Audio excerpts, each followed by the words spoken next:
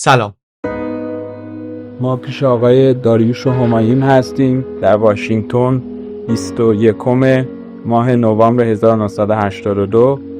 داریوش همایون وزیر بود در سالهای آخر پهلوی، ولی این به نظرم از کم اهمیت ترین چیزهایی که میشه درباره ایشون گفت. ما وارد یک جریان گسترش آزادی‌های سیاسی و باز کردن فضای سیاسی مملکت شده ایم و اینجور اغتشاشات و آشوب‌ها تا حدودی و در قسمتی نتیجه این جریان گسترش آزادی‌های سیاسی. آدمی بود که چند دهه کار سیاسی کرد، از کار چریکی تروریستی. حدود 20 سالگی سخت فعال بودم در جریانات سیاسی دانش آموزی و دانشجویی که نتیجهش به کشته شدن یکی از دوستانمون و زخمی شدن خود من و زندانی شدن چند نفر دیگر از دوستان انجامید و اون کار متوقف شد. تا کار روزنامه نگاری و حزبی تا وزارت و نهایتاً هم کار سیاسی به عنوان اپوزیسیون در تبعید. نویسنده بود، فکر میکرد، میخوند، مینوشت، آدم باسوادی بود، هم صاحب دیدگاه بود، هم بیان منسجم و پاکیزه ای داشت برای ارائه نظرش. ازش چند کتاب و چندین گفتگو هست، از جمله یک گفتگوی بلندی برای مجموعه تاریخ شفاهی دانشگاه هاروارد به کوشش حبیب لاجوردی. این چند ساعت رو چند بار ما شنیدیم.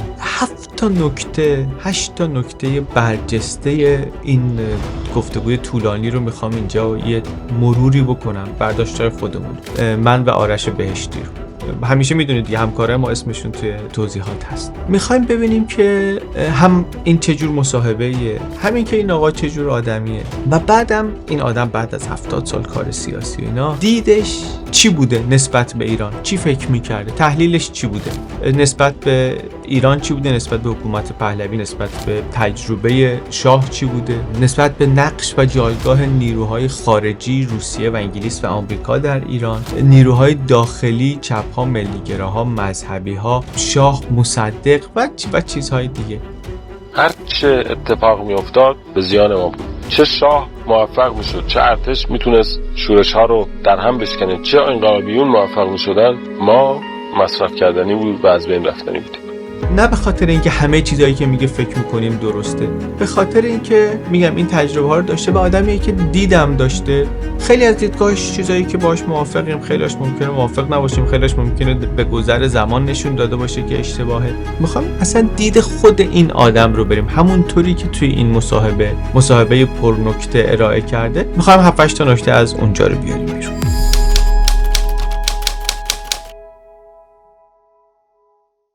مصاحبه هم هست که فقط اطلاعات نمیده، پرسپکتیو هم میده. مصاحبه‌های تاریخ شفاهی از جهت‌های مختلف میتونن اهمیت داشته باشن. بعضی وقتا مصاحبه جالبه به خاطر اینکه مصاحبه شونده یه جایگاه خاصی داشته یا دسترسی‌های ویژه‌ای داشته. یعنی مصاحبه شونده میاد یه خبری میده، مثلا از یه جلسه‌ای که آدمای معدودی توش بودن، از شکل گرفته شدن یا ساخته شدن تصمیمی که خیلی دیگه ازش اطلاع ندارن. خب این اطلاعات یک کس این خاصه. و مثلا وقتی که مصاحبه نهاوندی رو، هوشنگ نهاوندی رو گوش میکنی که یکی از چند نفریه که مثلا در جلسه‌ای بوده که شاه تصمیم گرفته که هویدا رو بازداشت بکنن، اطلاعاتی که این آدم داره از اون جلسه اینجا ببینه، نقل قولایی که داره اینجا میکنه، این خیلی جالبه، به خاطر اینکه این اون وقت شما رو میبره نزدیک به یک صحنه‌های مهمی، میتونیم مقایسه کنیم با حرفای دیگرانی که توی جلسه بودن، به یک نتایجی برسی. مجموعاً اینا تیکه تیکه پازل ذهنی ما رو از شرایط اون موقع ایران تکمیل بکنه. یا مثلا یکی بیاد بگه توی جلسه رامسر، جلسه بازنگری برنامه 5 توسعه، اینطور شد و اونطور شد و شاه اینطور برخورد کرد با کارشناسا و فضای جلسه این بود و ایده این بود و اینا. خیلی کمک میکنه که ما بدونیم که مثلا مقدمه وضعیت اقتصادی که سال 56 57 پیش آمد چی بود. این ویدیو ولی از اون ویدیوها نیست. مصاحبه آقای همایون به خاطر اینکه اون آدم نزدیک قدرت بوده، اطلاعاتش دنبال اینا نیستیم توش. اینا یه شخصیتی دارن، یه دیدگاهی دارن، یه چشماندازی از تاریخ اون دوره که برای ما مهمه دارن بهمون میدن. یه طوری که رابطه و دلایل وقایع تاریخی رو هم حداقل اونطوری که خودشون اون موقع فکر میکردن برامون تعریف میکنن. یا مثلا دورهشون که تمام شد نشستن فکر کردن یه تحلیلی از اون دوره رسیدن، اون چشم اندازشون و اون تحلیل رو اینا رو همه رو به ما میدن. واضحه که چشم انداز من هیچ دلیلی نداره که با اونا یکی باشه. ممکنه من روند وقایع و دلیلش رو کلا تابع یک منطق متفاوتی بدونم. منتها هرچی بیشتر با این چشم اندازهای مختلف آشنا بشم، احتمال اینکه اون دیدگاهی که من نهایتاً به دست میارم دقیق‌تر و درست‌تر باشه فکر میکنم بیشتر میشه. بیشتر میتونم فرآیندهای تاریخی رو براش یه توضیحی داشته باشم. مارکس میگفتش که من نظریه خودم رو درباره تاریخ میتونم داشته باشم، آینده رو میتونم ببینم، چون واسادم روی شونه‌های یک سری متفکرانی که حرفاشون به نظرم لزوما درست نبود، کامل نبود، ولی مهم بود. به اون حرفا توجه کرد ولی نتایج خودش رو ازشون گرفت که نتایج خیلی متفاوتی هم بودن. حالا اینکه آینده رو چقدر میشه از تاریخ گذشته نتیجه گرفت این چیزی نیست که ما بخوایم براش وقت بگذاریم. مارکس هم که این ادعا رو میکرد معلوم شد که اشتباه میکرد. منتها یه نتیجه دیگه‌ای که میتونه برای ما داشته باشه اینطوری جامع کردن دیدگاهمون درباره تاریخ اینی که کمک میکنه محدودیت‌ها و امکاناتی که اون تجربه تاریخی برامون آورده رو بهتر بشناسیم. یعنی دیدگاهمون رو جامع‌تر کنیم و شاید این دفعه با یه ترکیب جدیدی از اون امکاناتی که داریم و تجربه‌های تاریخی بتونیم مسیری که توش هستیم رو اصلاح بکنیم یا حداقل بفهمیم که گزینه‌های اصلاحش چیه. شاید اصلا بتونه کمکمون کنه اتفاقا از اون چیزی که بهش میگن تقدیر تاریخی فاصله بگیریم، به وضعی که مطلوبمونه نزدیکتر بشیم. این جامع‌تر شدن دیدگاه رو اگر در مقیاس مجموعی از افراد جامعه در نظر بگیریم واقعا ممکنه کمک کنه که اشتباهات تاریخیمون رو تکرار نکنیم. حالا همه اینا رو گفتم که بگم داریوش همایون از ایناست مصاحبهش واسه ما جالبه، نه به خاطر اطلاعات پشت پرده بلکه به خاطر دیدگاهش و تحلیلش و چون که ایشون خوب دانشی داره، بینشی داره که به نظرش وزن میده توی چشم ما و برای همینم من خیلی از مصاحبهاشو چند بار شنیدم و ازش یاد گرفتم.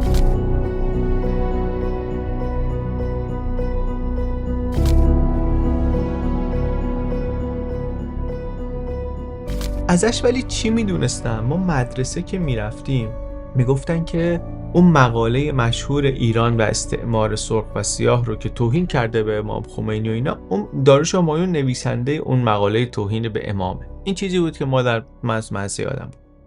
بعدن فهمیدم که نه، به احتمال خیلی خیلی خیلی زیاد ننوشته، ولی اون موقع وزیر بوده و به عنوان وزیر اطلاعات، نه وزیر اطلاعات کاری که الان وزیر اطلاعات میکنه، اون موقع مثل وزیر ارشاد الان اون موقع که روزنامه‌ها و اینا زیر نظرش بودن، دستور دربار رو میده به روزنامه اطلاعات که اون رو چاپ بکنه. هرچند اینم ندیدم که مثلا اعتراضی داشته باشه به محتوای مقاله. کلا هم آدمی نیست که اصلا نسبت دوری با خانواده سلطنتی داره انگار، ولی جز حلقه نزدیکان به دربار و شخص شاه و اینا نیست. تنها پستی هم که توی دولت میگیره منحصر به همون دوره کوتاه و البته خیلی مهم در همون آخرا دم انقلاب دیگه، در دولت آموزگار. بعدش هم مثلا به همراه یه گروه دیگری از دولتی‌ها میشن جز اونایی که زندانی میشن، میگیرن. یه مدت کوتاهی وزیر بود، بعدم گرفتنش تا همون دوره اساری زندانی شد و بعد انقلاب میشه و میتونه از زندان فرار کنه و از ایران هم فرار کنه و جزء مثلا اون دسته از شخصیتایی نیست که بگم خیلی نقش مهمی داشته در نظام سیاسی، ولی آدمیه که خیلی جالب، خیلی عمری کار سیاسی کرده، از نوجوانی تا دم مرگ کار سیاسی کرده. آدمیه که خیلی علاقه‌مند به ادبیات، تسلط داره به ادبیات، آدم کتاب خونده‌ای، آدم بیان خیلی منسجمی داره، فارسی رو به گوش من بسیار خوب صحبت میکنه و آدمی که موضوع توسعه رو خیلی جدی دنبال کرده و براش مهم بوده از جوانی. و همه اینا برای من جالبه، همه اینا برای من مثبته، چیزایی که من تشویق میکنم که بهش گوش کنم و سر و ته چیزایی که میخواد بگه با هم تناقض بزرگ نداره، یا اگر داره یا در دوره از زندگیش داشته، وقتی نشسته پای مصاحبه تاریخ شفاهی به نظر میرسه به این تناقض‌ها آگاهه.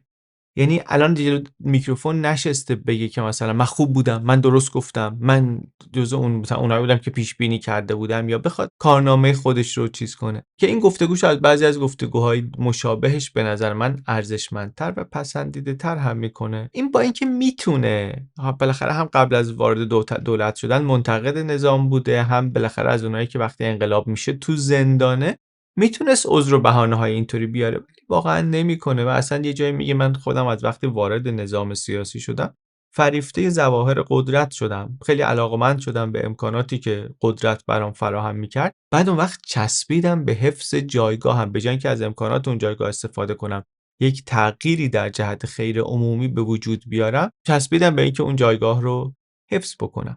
و این خب حرف مهمیه، چون همایون از اونایی نیست که اشکالات حکومت پهلوی رو ندونه. از قبل از اینکه وارد بشه هم میدونه، از قبل از اینکه بره وزیر بشه میدونه، یا اصلا بیاد توی دستگاه میدونه، وقتی هم توشه میدونه. خب طبعا بعداً هم بهش آگاه‌تر میشه. توی همین مصاحبه خیلی صریح میگه بعضی کارهایی که در طول زندگی سیاسیش کرده حماقته، چیزایی نبودن که امروز بهش افتخار بکنه و این خیلی تکان دهنده است. من عادت ندارم بدون هیچ عذر و بهانه‌ای، بدون اینکه سعی کنه خودش رو تبرئه کنه، برعکس گاهی به یه انگیزه‌های جلوی مخاطب اعتراف میکنه که واقعا بجز خود اون آدم کسی دیگه نمیتونسته بهشون آگاه باشه.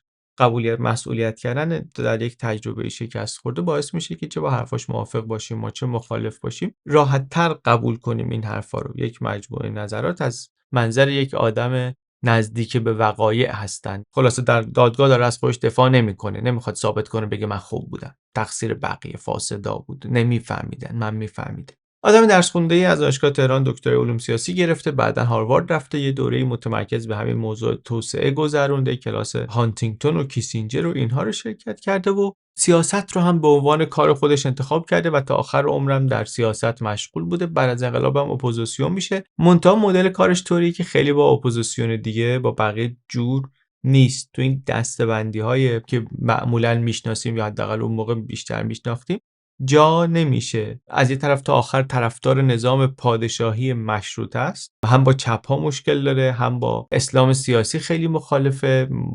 میگم حالا اصلا چپ رو جدا از ایدئولوژی اینطوری میبینه که عامل قدرت خارجی هم هست در ایران. نقش مذهب رو هم در زندگی سیاسی و اجتماعی تقریبا یکسره منفی میبینه و در جهت مقابل پیشرفت انقدری که حتی با وجود این که میگم اصرار میکنه اون مقاله روزنامه اطلاعات رو میگه که من فقط پیام دربار رو انتقال دادم و اینها، هیچ صحبتی نمیکنه که من با این محتوا مخالف بودم یا چاپ شدنش من ناراضی بودم، مثلا از این صحبت ها نمیکنه. ولی همه اینا رو گفتن، ولی با همه اینا خیلی نسبت به روند سیاسی دوره شاه منتقده. فقط هم نه به جزئیات و به نحوه اجرا و به فساد و اینا، نه، به اینا هم انتقاد داره، ولی کلی‌تر به مدل اداره امور منتقده و در نتیجه نقدش هم برای ما که دنبال اینیم که تاریخ و شخصیت‌های مؤثرش رو اون طرف مثلا زنده باد و مرده باد و اینا یه خورده واقعی‌تر و تحلیلی‌تر ببینیم، ارزشمنده، بسیار جالبش میکنه. نکته اول، چیز اولی که من یاد گرفتم از این داستان، از این مصاحبه، ملیگرایی ایرانی با اشغال ایران در جنگ جهانی دوم تحقیر شد. همایون نوجوان 14 ساله است که وارد سیاست میشه. وارد سیاست هم میشه نه اینکه مثلا بگی میره رأی میده و اینا. اصلا داستانای اون موقع رو ببینید تو همون دهه 20 و اینا، واقعا نوجوانهای زیر سن قانونی خیلی وسط ماجرا. تعریف میکنه که آره خب زمان رضا شاه احساسات ملیگرایانه خیلی تقویت شد، توضیح نمیده ولی ما میدونیم این بخشی از آمال و روحیات مشروطه بود که حکومت رضا شاه که نسل مشروطه در رأس خیلی کارا بودن تا مدتی توش خیلی بهش توجه کردن، مثلا توجه به ایران باستان و اینها و این داستانا رو خود تعریف کردیم، ساختن هویت ملی ایران و اینها. ولی از اون گذشته کشورم واقعا پیشرفت کرد، از اون وضع در آستانه فروپاشی و اشغال خارجی و بیچشم‌انداز بودن و اینها میفته توی مسیری که دست کم از نظر طبقه متوسط شهری چیز تازه‌ایه، مسیر روشنیه. بالاخره اینا دیدو دارن، احساس میکنن که مسیر روشنیه. مخصوصا حواسمون باشه خاطره سنگین چند دهه شکست و تحقیر جلوی روس و انگلیس و ضعف دربار و ضعف سیاستمداران در ایران در طول قرن 19، مخصوصا در طول بازی بزرگ قرن 19، این یه حس خیلی تلخی در جامعه داشته و ادامه داشته، زنده هم هست هنوز. منتها دارن یه گروهی حس میکنن که ما انگار داریم از اون چرخه شوم خارج میشیم، داریم در میایم. و همایون میگه که اینا همه اون حس ناسیونالیسم و غرور ملی رو تقویت هم میکرد، بهش اضافه میشد که آره این یه نقطه عطفیه. نه اینکه تغییراتی که اتفاق افتاده باشه همش مثبت بوده، نه. مسئله اساساً عوض شدن است. عوض شدن چیزهای زیادی هم در واقعیت روزمره جامعه، هم در ذهن آدم‌ها. یه ایده هایی که خیلی ضعیف در دوره بعد از مشروطه توسط یه جمع محدودی از روشنفکرا تبلیغ میشد، حالا داره یه خورده جدی‌تر مطرح میشه. بعضیاش مثل مرام اشتراکی و اینا دولت خیلی هم به شدت باهاش برخورد میکنه. بعدتر هم که اصلا بانیان خیلی از اون ایده هایی که زمان داره خود رضا شاه دنبالشونه، مثل فروغی و داور و تیمورتاش و از اون طرف حالا از طیف دیگری بهار و تغییرزاده و خیلی دیگه هم اینا گرفتار غضب شاه میشن. ولی مسئله اینا نیست. مثلا اینکه غول از شیشه در اومده بیرون، دیگه این جامعه اون جامعه چند دهه پیشش نیست. بر همین درسته که فشار سرکوب هست، زمان رضا شاه همه اینا رو محو کرده یا ساکت کرده، روی چیزی نمیبینی. ولی به محض اینکه رضا شاه میره، قدرت سرکوب دولت کم میشه، همه اون ایده ها و بسیاری دیگه دوباره میان بالا، این بار خیلی شدید به شکل احزاب سیاسی و فعالیت داغ سیاسی در ایران دهه 20 و صحنه سیاست و مطبوعات ایران خیلی قلقل میکنه.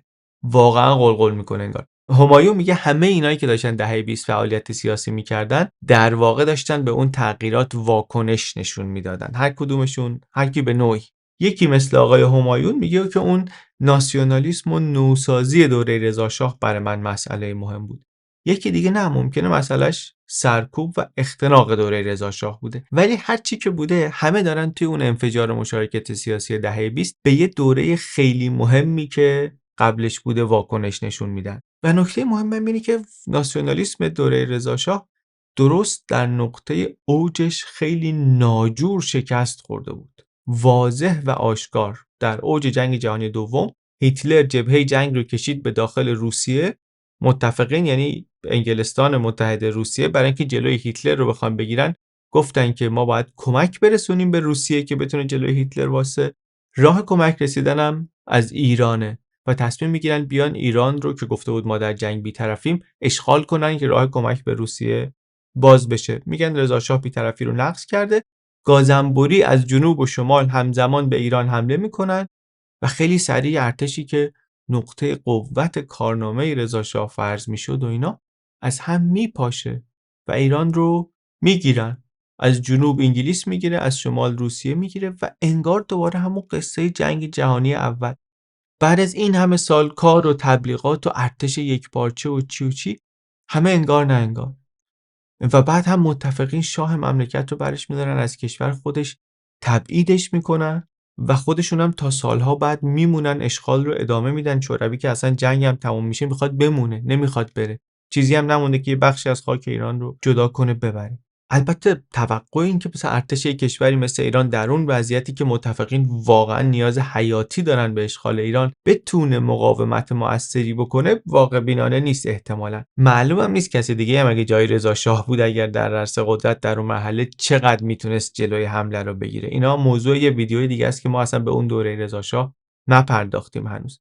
اما اتفاقی که میفته اینه و این مقاومت نکردن و این تحقیر ناشی از اشغال همه اون حس غرور ملی رو که درست شده بود یک ضربه خیلی بدی بهش میزنه. این سرشکستگی ملی برای ایرانی هایی که فکر میکردن دیگه گذشت دوره تحقیر و بازی بزرگ و ضعیف و بازیچه بودن و اینا، خیلی سنگین بود.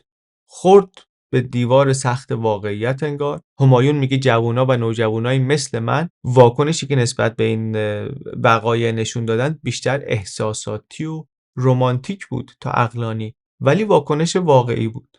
مثلا کاری که همایون خودش میکنه اینه که با یه گروه دیگری از نوجوانایی که بعدن حالا اسم بعضیشون رو بیشتر میشنویم، اینا میرن یه انجمن مخفی درست میکنن، شروع میکنن کارهای تروریستی و بمب درست کردن و بمب گذاشتن و اینا که نتیجهش هم با امکانات و تجربه‌ای که اینا داشتن قابل پیش بینی. ماندگارترین نتیجه عملیاتشون فکر میکنم اینی که به جای هدفهای آمریکایی که میرفتن براشون بمب میذاشتن، همایون خودش میره روی یکی از بمب‌ها پنجه‌های جفت باهاش قطع میشه. این فعالیت سیاسی که در نوجوانی میکنه. یه دوره هم توی حزب راست افراطی بوده به نام حزب سومکا که دوره جالبی هم هست و اینا، ولی واقعا واسه داستان ما خیلی مهم نیست، خیلی چیز مهمی نداره برای کاری که ما اینجا داریم میکنیم.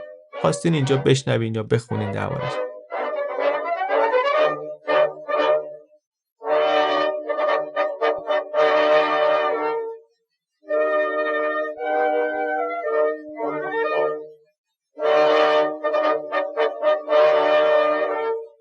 خودش درباره دوره نوجوانیش و این کارهای خیلی تند و زیرزمینی و اینا حرف خیلی جالبی میزنه. میگه ما اونطوری بودیم، اون کارا رو میکردیم به خاطر اینکه چیز دیگری اصلا در چنته نداشتیم. ما ذهنمون، دستمون جفت پوچ خالی و آدمی که چیزی نداره، حرفی برای گفتن نداره، ایده ای نداره، تنها راهی که بتونه توجه بگیره اینه که یه کاری بکنه، سر و صدای زیاد بکنه، وگرنه مایه کار خاص دیگری نداشتیم. ما روی زمین چون هنری نداشتیم رفتیم زیر زمینی شدیم، یه گروه ناسیونالیستی درست کردیم. حالا بعضیاشون هم یه هوا مذهبی تر، بعضیاشون هم آدمای مهمی میشن بعدشون، یکیشون علی خانیه، یکیشون بعدن محسن پزشکپوره. ولی این حرفش برام خیلی جالب بود که ما این شد که انقدر رادیکال بودیم و اینا.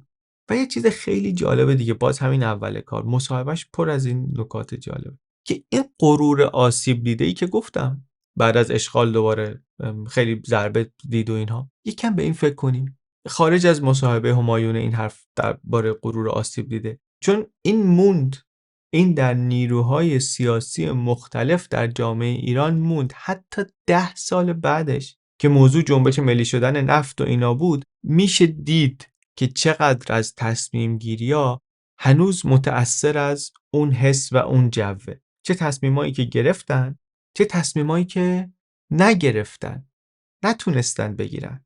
شاید به خاطر، از جمله به خاطر این غرور صدمه خورده، به خاطر اینکه این از واقعیت دورشون میکرد و فضای سیاسی رو خیلی رمانتیک میکرد و نمیذاشت محدودیت‌ها و امکاناتش رو واقع بینانه در نظر بگیره.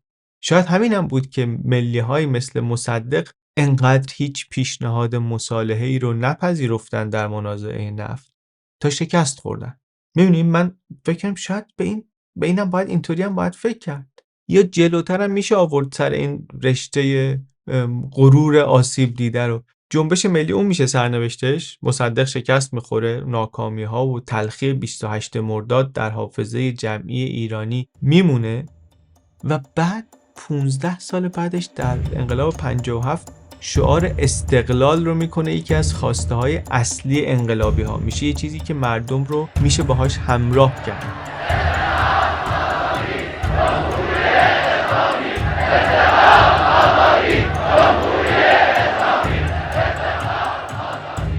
فارغ از اینکه درسته یا غلطه، مهم اینه که این ایده که حکومت ایران مستقل نیست و ما میخوایم که مستقل بشه، استقلالش بیشتر بشه، ایده‌ای که اون موقع جاذبه داره. بعد جالبه این اصلا شعر و داستان اینا رو آدم متفاوت میخونه و میفهمه وقتی حواسش به این باشه. شعرهای خیلی غرق در ناامیدیه بعد از 28 مرداد و ممکنه همینطوری بخونی فکر کنی که یه خورده اغراق شده است اون حس سرخوردگی و ناامیدی شدیدی که توش هست، که زمستان است قفس که از گرمگاه سینه می آید برون، ابری شود تاریک، ابری شود تاریک چو دیوار ایستد در پیش چشمانت، نفس کین است پس دیگر چه داری چشم ز چشم دوستان دور یا نزدیک. هوا بس ناجوان مردانه سرد است، آی دمت گرم و سرت خوش باد، سلامم را تو پاسخگوی در بگشا. اینطوری زمستون سرده، اگر دست محبت سوی کسی یاری به اکراه آورد دست از بغل بیرون، که سرما سخت سوزان است. اون حس ناامیدی شدیدی که به هر حرکت جمعی هست، اون برای دیگر امید رستگاری نیست.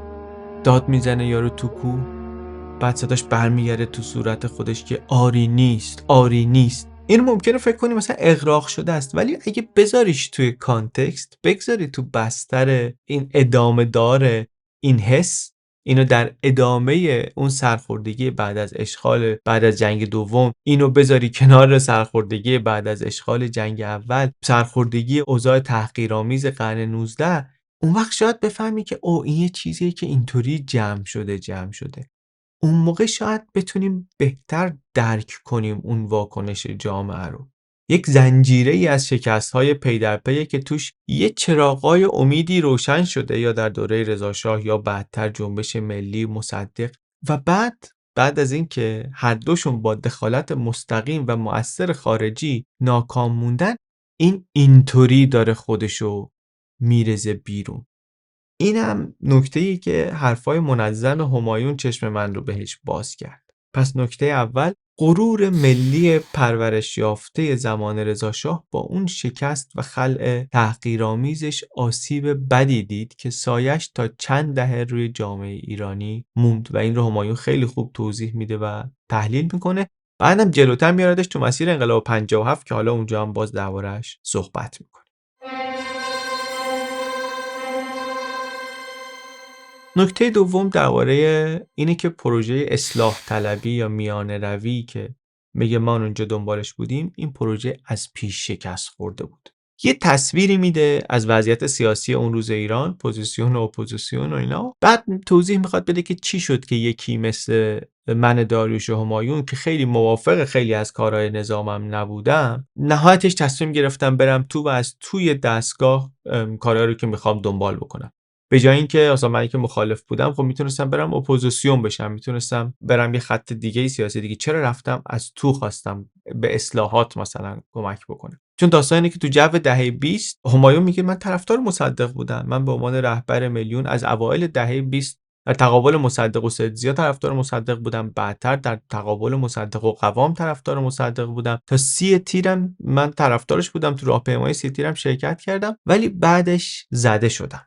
و مصدق رو هم احساس می‌کردم که در این مبارزات نفت افتاده توی یه مسیر بی‌نتیجه و فرساینده‌ای که همون نهایتا خودش رو هم ضعیف کرد، به موقعیت ایران هم کمکی نکرد. میگه خودش که من در کودتای 28 مرداد شرکت کردم و در خیابون به نفع شاه تظاهرات کردم. به عنوان یه حزب افراطی راستی که داشتیم خیلی طرفدار این بودیم که شاه برگرده و اینها. یعنی وقتی تقابل مصدق و شاه شد، من دیگه بین اینها انتخابم نهایتا شاه بود. چرا؟ میگه به خاطر شوروی، به خاطر اینکه با فرمونی که مصدق داشت میرفت، من تحلیلم این بود که اگر به نفع شاه کودتا نشه، حزب توده کودتا خواهد کرد و ایران میفته در دامان شوروی و کار مصدق هم همونجا تمام میشه. منتها این خطر که رفع شد، دوباره ما دیدیم افتادیم توی وضعیت سرخوردگی شدیدی، به خاطر این اونایی که اومدن توی سیاست هم ناکارآمد بودن، هم نامناسب بودن، هم خیلی فاسد بودن و اینا توی حکومتی بودن که الان دیگه برنده هم بود، مخالفینش رو هم جمع کرده بود، دیگه اصلا نیازی هم به اصلاحات احساس نمی‌کرد. این شد که ما، یعنی نسل آدم‌های تحولخواه هم نسل من، ما رسیدیم سر دوراهی. ما میدونستیم که این سیستم مشکل داره و نمیدونستیم چیکار کنیم. یه عده‌مون رفتن سمت مبارزه علیه رژیم، یه عده هم گفتن که نه، ما به نظرمون بهتره که بریم از توی سیستم تلاش کنیم درستش کنیم. من نهایتا از اینا بودم، گفتم میرم تو. من حالا نمیخوام مشابهت سازی با امروز بکنم چون خیلی وسوسه کننده از ذهن آدمم میره اونجا، ولی یه خورده به نظر من رهزنه دیگه. میدونی چیز داره، تفاوت شباهت داره، تفاوت داره. نمیخوام وارد اون داستانش بشم اصلا. منتها میگه که من اون موقع فکر کردم گزینه بهتر حمایت از حکومت با همه گرفتاری‌ها و مشکلاتش. بریم تو با یک ترکیبی از همکاری و انتقاد و اینا سعی کنیم که اون مشکلات رو حل کنیم. سوال اینه که خب چرا سر این دوراهی این تصمیم رو میگیره؟ این بر من سوال جالبیه، به خاطر اینکه تصمیم راحتی نیست و منطق محکمی میخواد. منطق همایون ترس از خطر خارجیه، به خاطر اینکه یعنی باز دوباره اینجا شما میبینید که خود این آدم هم چقدر ذهنیتش شکل گرفته از اون مسئله و مخصوصا تجربه قرن 19 ایران.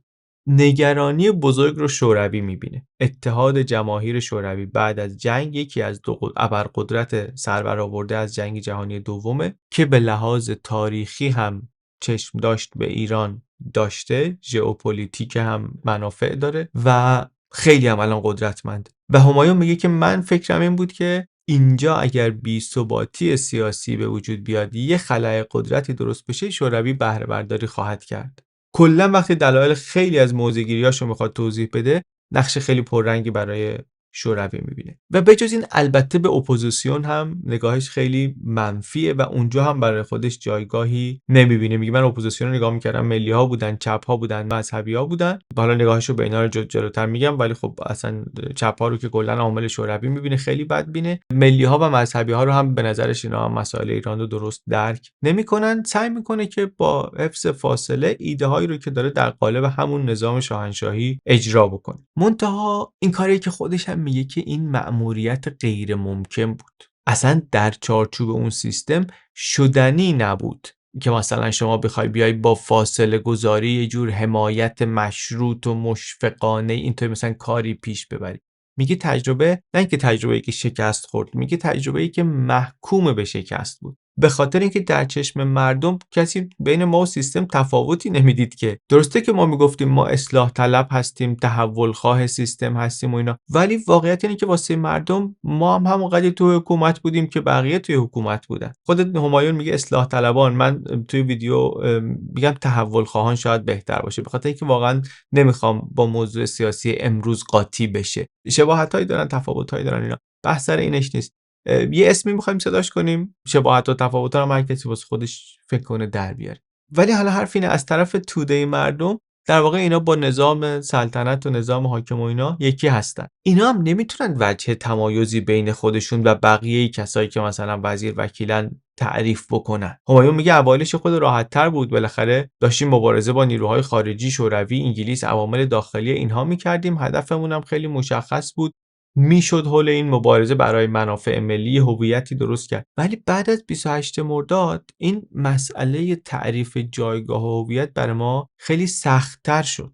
خب اتفاقی که میفته اینه که رضا شاه رفته، شاه جدیدم اعتبار و نفوذش تا سالها به پای پدرش نمیرسه، خانواده سلطنتی و اطرافیانشون هم خیلی خوشنام نیستن. مردم دیگه وارد این ملاحظات استراتژیکی نمیشن که این فعالای سیاسی مثلا ما به این دلیل اون دلیل حمایت از نظام میکنیم. میدونن که آقا سیستم فاسد، خیلی جاها فاسده، مخصوصا قبل از دهه 1340 خود ناکارآمدی هم خیلی بالاست و هر کسی توی رژیم هست، توی سیستم هست، بخشی از بار مسئولیت روی دوششه، هر چند اگر که نقشی در اون اتفاقی که داشته میفته نداشته. از اونور نظام سیاسی هم شما رو خیلی توی خودش نمیبینه، به عنوان وسیله ناجور میبینه شما رو. هرچند آدمای مثل علی خانی و همایون و اینا در دوره‌های به مسئولیت بالای دولتی هم میرسن، ولی اینا هیچ وقت یه جریان قدرتمندی در سیاست ایران درست نمیکنه. اصلا اینا توان این که توی اون نظام سیاسی تغییر ساختاری مهمی بدن ندارن. ما حالا سرنوشت‌های اینا رو میدونیم دیگه. علی خانی رو شاه همچین که اعتماد به نفسش رو پیدا کرد که من پروژه صنعتی کردن ایران رو خودم دارم اداره میکنم، خودم توانش رو دارم، خیلی راحت گذاشتش کنار.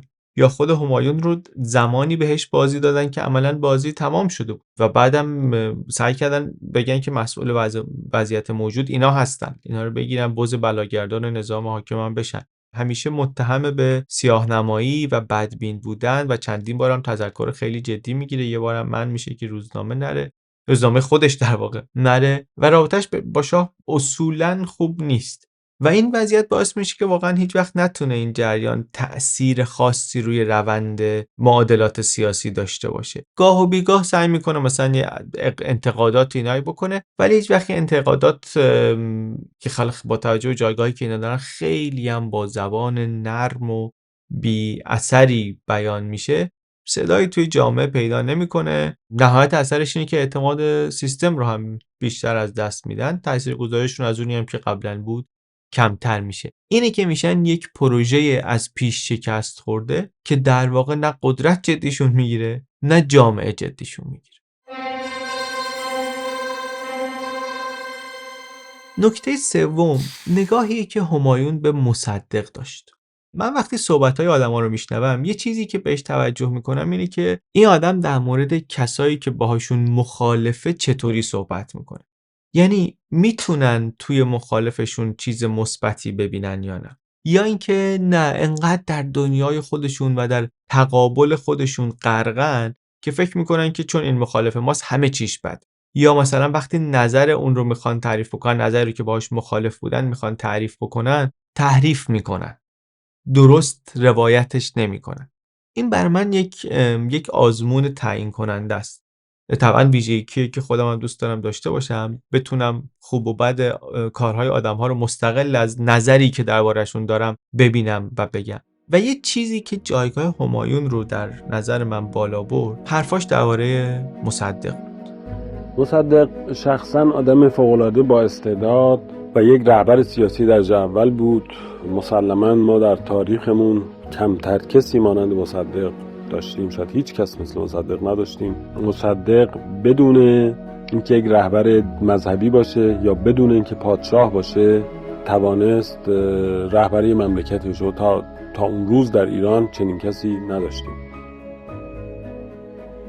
همایون به لحاظ سیاسی مصدق رو قبول نداره. یعنی اون موقعی که داره مصاحبه میکنه نگاهش به مصدق مثبت نیست. هم میگه که مصدق شناختش از مسائل روز و مسائل قرن 20 دنیا و سیاست خارجی و اینها کم بود، هم از نیازهای ایران. میگه که اولویت‌ها رو اشتباه میدونست، درکش از اولویت‌ها اشتباه بود. تنها چیزی که براش مهم بود دموکراسی بود و البته کارایی هم کرد شخصا که تضعیف دموکراسی بود. یعنی در عمل هم دموکرات نبود، بیشتر یک رهبر توده‌ای بود تا اینکه مدیر خوبی برای دولت باشه. یعنی همه اینا چی؟ یعنی به لحاظ سیاسی و عملکردی باهاش موافق نیست و وقتی هم که مصدق جلوی شاه قرار میگیره میره نهایتا سمت شاه.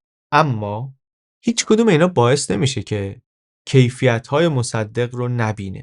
وقتی مصاحبه کننده ازش درباره مصدق میپرسه میگه که در تاریخ ما کسی مثل مصدق نیومده که نه شاه باشه نه رهبر مذهبی باشه ولی در مقام رهبری مملکت قرار بگیره. عملا من این تعریف از مصدق رو از هیچ کدوم از هواداران مصدق نشنیده بودم. خیلی برام جالب بود. میگه این نشونه اینه که مصدق شخصاً آدم فوق‌العاده با استعدادی بود و یک رهبر سیاسی درجه یک بود. خیلی جالب بود. میگه رهبران تاریخ ایران یا پادشاه بودن یا رهبر مذهبی بودن و این وضع یگانه‌ایه که مصدق در تاریخ ایران داره. و میگه جنبشی که مصدق راه انداخت به نظر من یک ارزش داره و اونم اینه که توده مردم ایران رو نه به عنوان شیعه اثناعشری، به عنوان امت پیغمبر، به عنوان آل شیعه آل علی، مقلد فلان مرجع مذهبی یا سربازای فلان پادشاه، توده مردم ایران رو برای اولین بار در تاریخ آورد توی صحنه و به مردم ایران یک شخصیتی، یک هویتی داد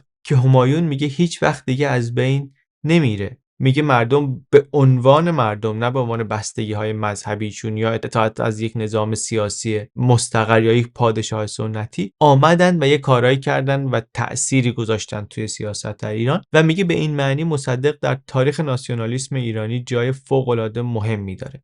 رهبر درجه یک ناسیونالیسم ایرانیه. ناسیونالیسم با همه معانیش، با مبارزه‌ای که با خارجی ها کرد، با شرکت نفت ایران و انگلیس، با دولت انگلستان که با اینکه شکست خورد ولی جای بزرگی در تاریخ ایران بهش داد، یک دستورالعمل سیاسی داد برای آینده ایران. خود شاه اون 25 سالی که بعد از مصدق حکومت کرد، همایون میگه که همش دنبال این بود که مصدق نشون بده که چیزی از مصدق کم نداره. و از اون طرف میگه یادگاری دیگری که مصدق برای این ایران گذاشت این ایده مشروطه بود که شاه نباید حکومت کنه. اینو به عنوان یک مسئله مهم تعریف کرد که شاه باید سلطنت کنه.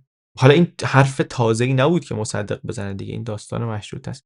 ولی همایون میگه این سهم دیگری که مصدق در سیاست و تاریخ ایران داره و میگه من آرزوم اینه که ما در ایران روزی سلطنتی داشته باشیم که فقط سلطنت بکنه و حکومت نکنه. با همه مخالفتی که یعنی با مصدق داره، نهایتا این مدل تبیین شده توسط مصدق رو میگه مثلا مدل درستیه، مدل خوبیه. نکته چهارمی که میخوام از مصاحبه همایون در بیارم برام بمونه، این تقسیم بندی که از نیروهای سیاسی مؤثر در زمان شاه داره که اینا کیا بودن و هر کدوم چی میگفتن. طبعا از چشم یه نفره، از چشم ایشونه، ولی میدونم از چشم ایشونه. میخوام ببینم ایشون چی میدیده، چطوری تعریف میکنه. چون اینام یک جریان سیاسی بوده. فکر کنم خودش هم نماینده یک جریان سیاسیه که اینا انتخاب کردن که بمونن توی حکومت. نهایتا ارزیابیشون برن از توی حکومت کار انجام بدن. ولی ببینم که این اپوزیسیون رو چی میدیده. چون ما امروز وقتی که به وقتی خودمون نگاه میکنیم، ارزیابی میکنیم، نمیتونیم قضاوتمون رو از اون موقع اونها جدا کنیم از قضاوتی که الان دربارهشون داریم. من خودمون میگم دیگه، سن من که اونو زندگی نکردم، که اونو که مستقیم به من نرسیده، همیشه با فیلتر بهم رسیده. برای همین قضاوت الانم رو ممکنه بردارم و مثلا اعمال کنم روی روایت اون موقع تاریخ. میخوام سعی کنم این کارو نکنم. یعنی اینجا ببینم که از چشم این آدم که این کارو مثلا به نظر میرسه داره نمیکنه، از چشم این آدم داستان چیه، چی تعریف میکنه. همایون میگه که نیروهای مخالف رژیم شاه به طور کلی 3 دسته بودن. چپ ها بودن، مذهبی ها بودن و ملی ها بودن. چپ ها رو در واقع دیگه شاخص‌ترینشون حزب توده، نماینده اصلی جریان چپ در ایران شناخته میشه معمولا. یه مشکلی که داره باشون مشکل ایدئولوژیکه، یک مجموعه‌ای از پیش‌فرض‌ها و راهکارها و اینا در منظومه فکری اونا هست که از نظر همایون غلط، با اونا موافق نیست. منتها جالب اینه که مشکل اصلیش با چپ‌ها این نیست. مشکل اصلیش اینه که میگه اینا اصلا مسئلهشون ایران نبود. اینا عامل شوروی بودن و نظرش هم درباره شوروی قبلا گفتیم چیه، همسایه‌ای که دقیقاً اهدافش برخلاف تبلیغاتی که میکنه امپریالیستی توسعه طلبانه است و میگه که این تبلیغاتی که اینا میکنن اینا فقط برای مشروعیت دادن به همین توسعه طلبی، برای همین به عنوان یک نیروی سیاسی که مسئله اصلیش حفظ و توسعه ایرانه، میگه من نمیتونم با چپ‌های همراهی کنم که آمادن که منافع شوروی رو برآورده بکنن و حتی خیلی جاها در تضاد با منافع ملی ایران هم قرار میگیره. شاخصش اون موقعی که دفاع میکنه حزب توده از واگذاری نفت شمال به شوروی، درست در جایی که فضای عمومی داره آماده میشه برای اینکه نفت جنوب رو هم از انگلیس امتیازش رو بگیره، ولی حزب توده میره و پشت این ایده میاد و حمایت میکنه و طرفداری میکنه. در واقع این برای همایون یه نشونه خب خیلی بارزیه دیگه. میگه که این باعث میشه که من از به قدرت رسیدن اینها خیلی ترس داشته باشم، بترسم که یه شلوغی بشه، یه خلأ قدرتی به وجود بیاد و اینا بیان و قدرت رو در دست بگیرن. برای همین خیلی از جهتگیری‌های سیاسیش بر این اساسه. حتی رابطه نزدیک با آمریکا رو هم همینطوری توجیه میکنه و توضیح میده که میگه ما ناچار بودیم که از یک ابرقدرتی در برابر شوروی کمک بگیریم، ابرقدرتی که در نگاه ما اهداف استعماری هم در ایران نداشت. مثل حسی که قبلش مثلا رضا شاه در دوره رضا شاه درباره نزدیکی به آلمان بود بین خیلیا. و حالا اینو دیگه همایون نمیگه، ولی قبلترش در بین گروه دیگری از نخبگان ایرانی در تلاش برای نزدیکی با فرانسه احتمالاً دیگه. ولی خلاصه همایون میگه که شروع رابطه نزدیکی با آمریکا برای همینه و یه تأثیرات مثبتی هم داره، مثل اینکه با اولتیماتوم ترومن جلوی جدایی آذربایجان گرفته میشه. ولی در ادامه میگه که این رابطه با آمریکا زیاد روی شد توش. میگه این بسیار بیش از اندازه پیش رفت و در نظر خیلی‌ها این حالت وابستگی پیدا کرد. این رو میبینه همایون، این رو ازش صحبت میکنه و میگه همه اینا به خاطر ترس از قدرت ویرانگریه که حزب توده رو در واقع ما نمایندش میدونستیم و از اینا نگران بودیم. برای همین این از اون اتحاد طرفداری کردیم، ولی در اون زیاده روی شد.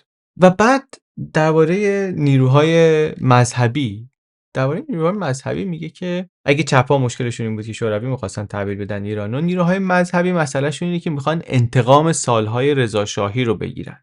البته نیروهای مذهبی به تدریج آمدن، فدایان اسلام چند تا ترور مهم داشتن، اومدن در صحنه سیاست ایران مطرح کردن خودشون رو. کاشانی مثلا از فضای جنبش مبارزات نفت و جنبش ملی و اینها اومد بالا، محبوبیتی پیدا کرد. اینا دیگه بعد از شهریور 20 مهمترین جریان‌هایی بودن که داشتن درست برخلاف جهتی که رضا شاه کشور رو داشت می‌برد هل می‌دادن، یعنی خلاف اون داشتن اینا مطرح می شدن. منتها به دلایل مختلف خیلی قدرتمند نشدن تا سال 42 که آیت الله خمینی شروع کرد به اعتراضات و سازماندهی کردن یه خورده از پشت و اینا ضد حکومت و از اون موقع قدرت مذهبی کم کم به عنوان یکی از نیروهای مؤثر مخالفت اجتماعی مطرح میشه، روز به روز هم قدرتمندتر میشه. مشکل همایون با اینا چیه؟ مشکلش اینه که اینا اصلا برای دنیای جدید ساخته نشدن. این سیستم درست در برابر همون مفهومی از توسعه است که همایون دنبالشه. برای مذهب با اینا حد اکثر نقشی که براش قائل میشه اینی که در اعتقادات شخصی و در زندگی خصوصی و اینا باشه.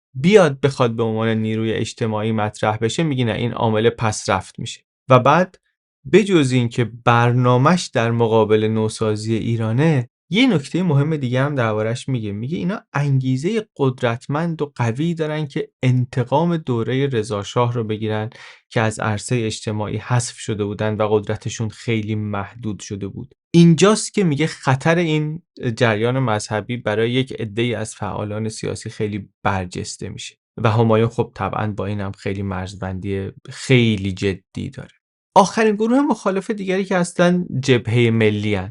اینا هم مخالف شاهن مخالف حکومتن. منتها مشکلی که همایون با اینا داره یه خورده فرق میکنه. با اون دوتا دیگه مشکلشون بود که اونا راهی که میخواستن برن خلاف مسیری بود که همایون فکر میکرد کشور باید بره. جبهه ملی در اصل قضیه تمایز هدف ندارن همایون با اینها، همایون و امثال همایون با اینها. منتها مشکلش اینه که میگه اونا تمرکزشون فقط روی دموکراسی و انتخابات آزاد و قانون اساسی و اینا بود، روی مسائل شکلی حکومتداری بود، در حالی که مسائل ایران، مسائل سیاسی و اجتماعی ایران پیچیده تر بود و مشکل اصلی ایران از نظر ما توسعه بود، در حالی که جبهه ملی درکی از این موضوع نداشت و نشون نمیداد. مثال میزنه، میگه که بعد از سقوط رضاشاه نطقی که مصدق توی مجلس داره میکنه، داره انتقاد میکنه از اینکه چقدر خرج جاده سازی کرد رضاشاه.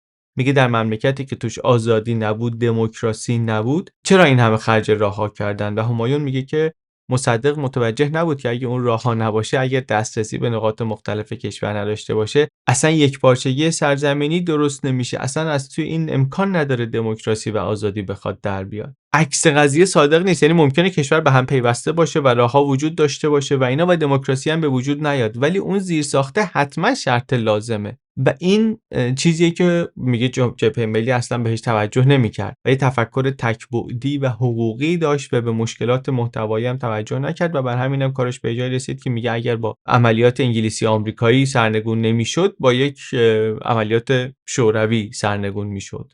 جبهه ملی هم خیلی متکی به مصدق میبینه، میگه اصلا اینا به جز مصدق کس دیگری توشون نیست. درباره جبهه ملی هم خلاصه اینطوری میگه و برای همین با اونا هم نمیتونه نزدیک بشه، جزء اونا هم نمیتونه بشه. ولی یک یادگاری دیگری از مصدق میگه خلاصه به جا موند، اینه که این مبارزه ای، این بیگانه ستیزی که در سیاست ایران پرچمدار شد، این یک استانداردی رو گذاشت که خود شاه هم بعداً میگه همش سعی میکرد ثابت کنه بیش از مصدق بیگانه ستیزه. این بیگانه ستیزی رو میگم البته باید در حال و هوای اون روز ایران درک کرد، با توجه به ضربه‌ای که از اشغال و شکست غرور ملی و به هم ریختن کل امور روزمره کشور خورده بود و شاید بعداً همین استاندارد تبدیل به یک جور دغدغه، اگه نخواهیم بگیم وسواس ذهنی شد و راه رو برای بعضی از مدل‌های همکاری یا حتی سازش در سیاست خارجی بست. ولی در هر صورت برای اون روز ایران با توجه به بلایی که سرش آمده بود، این شکل از نگاه به دنیا خیلی چیز عجیبی نیست و مصدق داشت به بهترین شکل این نگاه رو نمایندگی میکرد و در نتیجه تصمیم میگیری که خب ما بریم توی سیستم کار کنیم، ما توی سیستم رو دوست نداریم، توش اشکال میبینیم، نمیخوایم همکاری کنیم، ولی این از اون که بریم کنار اونا بخوایم وایسیم جلوی سیستم، این بهتره، در نهایت این ریسکش کمتره، ضرر و آسیبش کمتره. این تصویریه که ولی خلاصه از وضعیت میده. نکته پنجم، روشنفکرها چرا مخالف شاه شدن؟ یک گروه دیگه‌ای بودن، حالا بجز ما اینا نیروهای سیاسی رو گفتیم، ملی‌ها و چپ‌ها و مذهبی‌ها، ولی یک گروه دیگه‌ای هم هستن در مخالفان مؤثر شاه که به این راحتی نمیشه دسته‌بندیشون کرد، به خاطر اینکه گرایش فکریشون یک ترکیبیه، یعنی توش از همه گرایش‌های مختلف مخالفین شاه هست. گروهی که معمولا میگیم روشنفکرها. حالا بحثم زیاده درباره اینکه اینا چقدر مؤثر بودن، مخالفتشون چقدر مؤثر بود. تعریف دقیق و اینا هم نداره دیگه، ولی من یه چیزی میگم شما هم احتمالاً متوجه میشید که من میگم روشنفکران منظور چی است. واقعا دقیق نمیتونم تعریفش بکنم، ولی بچه اشتراکشون همینه که اینا مثلا فکر میکنن و اثر فکری تولید میکنن. منظوری نیست که همشون، من وقتی میگم این روشنفکر یعنی خیلی باهاش موافقم دیگه. طبعا روشنفکر داریم در واقع حرفشون رو یه مقدار میگیم و فرض بر اینه که اینا دارن جامعه رو تغذیه فکری میکنن و گرایشات فکری جامعه از اینها میاد و البته خب بعضی وقتا هم رابطه برعکس، روشنفکران در واقع اصالت رو به همون حرفی میدن که از جامعه میاد، همونی که کف جامعه داره میاد رو میخوان بیان بیان بکنن، با توانایی بیانی که دارن یه سر و شکل تمیزی بهش بدن، کمک کنن که همون فکره که از کف جامعه بیاد بیشتر معرفی بشه، ترویجم نگیم، بیشتر معرفی بشه. این اتفاقیه که خیلی معتقدن توی ایران اون دوره این اتفاق میفته. انقدری که روشنفکری دهه 40 یک ترمی میشه در ادبیات تاریخ معاصر ایران. این عبارت‌هایی مثل خلق و توده و اینا، اون دوره‌ای که ما داریم ازش صحبت میکنیم، یک تقدسی پیدا میکنه. اصلا درست همون چیزیه که توده میگه. چریک باید فدایی خلق باشه، روشنفکر باید پیشاهنگ خلق باشه.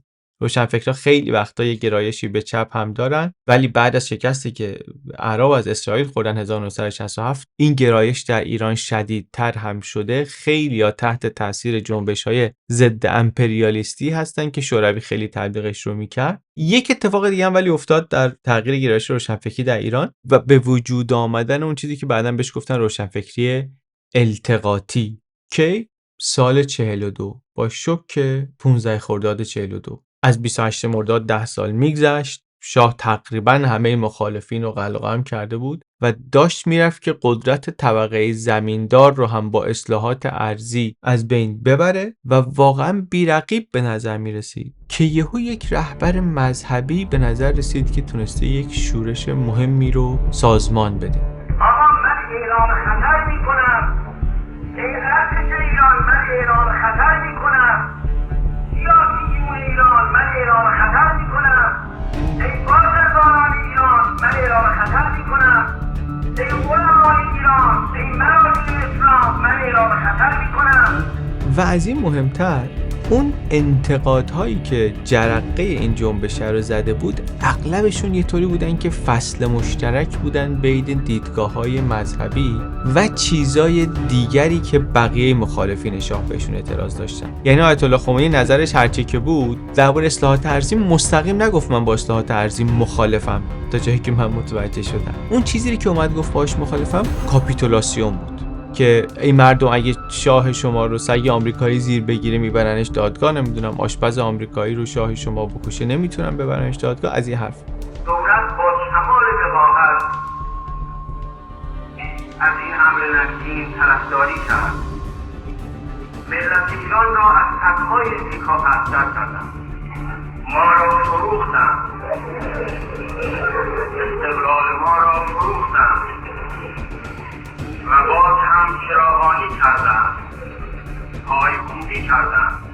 گفت ما مستعمره شدیم، قرض رو قرض داره بالا میاد. منظورم چیه؟ منظورم اینه که وصلش کرد به استقلال، به حس تحقیر شدن در مقابل خارجی و این بار آمریکا. و این کار خیلی کار کلیدی بود، به خاطر اینکه اون آدم با رأی دادن زنها هم مخالف بود، با خیلی چیزهای دیگه هم مخالف بود، اما اون جایی که برجسته شد و زمین مشترکش شد و بعدها هم موتور محرک انقلاب، یه جاش حداقل این اعتراض به از دست رفتن استقلال بود. همایون حرفاش چشم من رو به این هم بازتر کرد که این روشنفکرها این وابستگی ایران به آمریکا رو نمیپسندیدن و این چیزی که اولش به عنوان یک ضرورتی آمده بود، همایون هم میگه من باش موافق بودم و اینا، میگه بعدن توش زیاده روی شد. میگه لازم نبود 50,000 تا آمریکایی در ارتش ایران باشن، یه محله های بزرگی از تهران به صورت گتوهای آمریکایی در بیاد. من اینا رو اینطوری نشنیده بودم، ولی وقتی اینا رو میذارم کنار داستانی که از حس تأخیر شدگی بعد از قرن 19، بعد از جنگ بزرگ، بعد از جنگ جهانی اول، بعد از جنگ جهانی دوم میذارم در ادامه اینا، یه خورده تصویر برام واضح‌تر میشه که چرا شعار استقلال انقدر در انقلاب برجسته بود. وقتی اینو میذارم کنار اینکه سفارت آمریکا در تهران مرکز فرماندهی همه فعالیت‌های CIA بود، نه فقط در خاورمیانه بلکه در همه آسیا، که البته تو این مصاحبه نیست، اینو از بیرون از مصاحبه من دارم میارم میگم. اون وقت فهمیدن و تبیین این حس ضد آمریکایی یه گروهی از انقلابی‌ها برام روشن‌تر میشه، راحت‌تر متوجه جامعه اون موقع میشم. مرکز فرماندهی CIA یعنی چی؟ یعنی جاسوس آمریکا در ژاپن هم داره از تهران اداره میشه و این به یه جایی رسونده که روشنفکرها با همه اون پیش زمینه ذهنی تاریخی که گفتم نمیپسندن این رو. یک حساسیتی هستی که حساسیت شدیدی جامعه ایرانی به این مسئله داره و سیاستگزار همش باید حواسش به این باشه.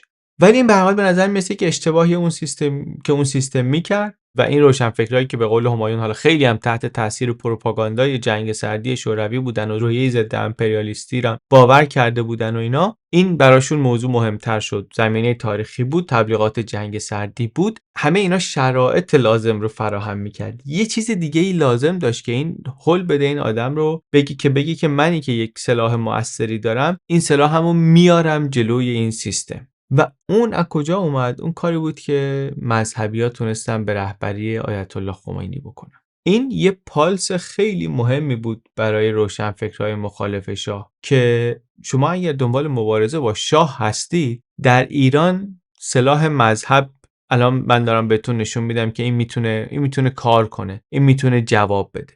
و این حالا که ما یه خود دوره مشروطه هم خوندیم میدونیم که این بی‌شباهت به رویکردی نیست که بعضی از روشنفکرهای دوره مشروطه هم داشتن و این میشه که روشنفکرها خیلیاشون بدون اینکه واقعا تغییری در اعتقاداتشون به وجود بیاد میرن به سمت مذهب و ادبیات مذهبی که بتونن بیشتر به جامعه نزدیک بشن. توی 15 سال از 42 تا انقلاب روشنفکری ایرانی مذهبی شد، نه از نظر اعتقادی، از نظر سیاسی مذهبی شد. دید اینطوری انگار میشه کار کرد، راحت‌تر میشه برانگیخته کنه برای مبارزه. کلا گفتمان روشنفکری خیلی مذهبی شد. روشنفکرها هم رفتن مثل روحانیون از اسطوره‌های مذهبی قهرمانان مبارزه درست کنن و درست کردن و اینطوری نفوذ کلامشون رو روی توده ها با این بیشتر کردن.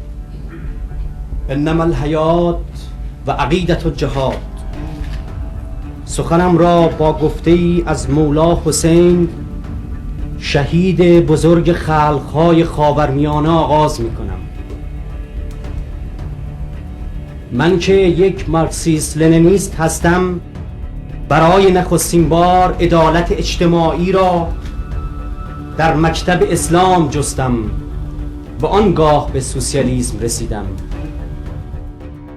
همایون معتقده که این وضعیتی بود که روشنفکرها داشتن از توده مردم دنبال روی می‌کردن و یکی از دلایلی بود که باعث شد که همراه بشن با دیدگاه‌ها و عقایدی که دیگه رفتن با تا آخرش هم باهاش رفتن، با اینکه خودشون نسبتی باهاش نداشتن.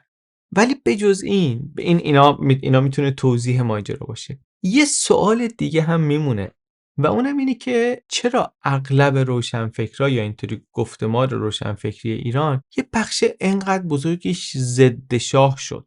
مذهبی‌ها و چپ‌ها و ملی‌ها رو مخالفتشون رو میشه درک کرد. مذهبی‌ها به هر حال مدرنیزاسیون داشت نهادهای سنتی و مذهبی رو ضعیف میکرد. همه چی علیه اینا نبود، همه چی علیه همه مذهبی‌ها نبود. اینطوری شاید باید بگیم. به خاطر اینکه شاه خودش ضد مذهبی نبود، نوسازی‌هاش ضد مذهبی نبود. حالا داستان گرایش خودش رو داشتم از اسب میافتادم، حضرت عباس نجاتم داد و اینا به کنار.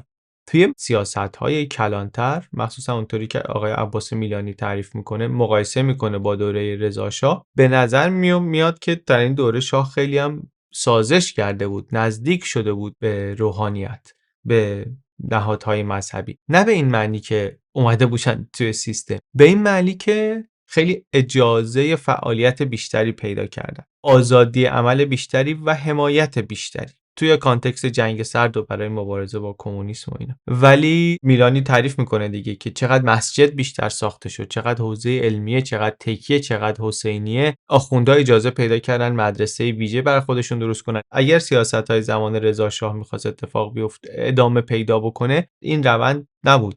اما علیرغم همه اینها، روحانیت هرچی که جلوتر آمد، یه بخشای رادیکالترش قدرتمندتر شدن و سازمان یافته تر شدن. اینا فرهنگ جامعه رو هم نگاه می‌کردن مشکل داشتن. یک عناصری از فرهنگ غربی داشت میومد جلو، یه هویتایی هم از پیش از اسلام داشت بیشتر مطرح میشد. مراودات با خارجی‌ها، مراودات فرهنگی تجاری هی زیاد و زیادتر میشد. چیز عجیبی نیست که شما اگر مذهبی هستی، خیلی جاها با این فرآیندهایی که نظام سیاسی داره توی جامعه اجرا میکنه مخالف باشی، خوشت نیاد. برای همین میگم قابل درکه. مخالفت مذهبی‌ها با حکومت قابل درکه تا حدی.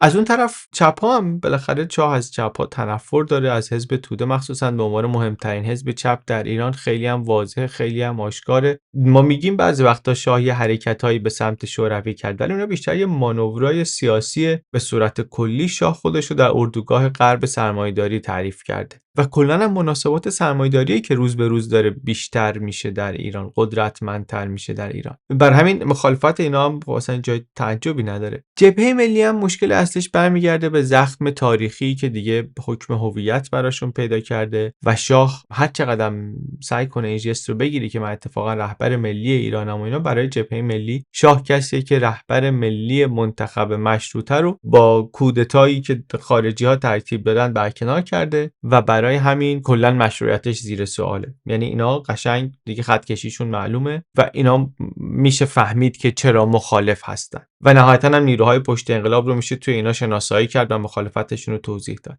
ولی روشنفکرا رو فهمیدن دلیل موضع گیریشون، لااقل روشنفکرای غیر حزبی که وابستگی به احزاب چپ ندارن، فهمیدن دلیل مخالفتشون انقدر ساده نیست. چون حالا سوای گرایش فکری چپ و راست و اینهاشون، یه چیزی مثل نوسازی و مدرنیزاسیون و اینا باید بیشتر جذبشون کنه تا یک رهبر مذهبی مثلا. ولی چرا اغلبشون از شاه فاصله گرفتن و حتی اگر حقوق بگیر دولت هم بودن هیچ وقت واقعا جذب نظام سیاسی نشدن؟ و این سوال مهمیه، برای من سوال مهمیه و دوست داشتم جواب داریوش همایون رو بهش بدونم به عنوان آدمی که هم صاحب فکر هم در دل جریان بوده. همایون میگه که مسئله احساس دیده نشدن بود، احساس به بازی گرفته نشدن بود. میگه شاه روشنفکرا رو هم توی بازی نمی آورد، حاضر بود بهشون پول بده، بهشون امکانات بده، ولی نظرشون رو حاضر نبود بشنوه و توی تصمیمات بیاره. و واقعیتش اینه که روشنفکرا اون دیده شدن و مؤثر بودن براشون مهمتر از نان و سیرک.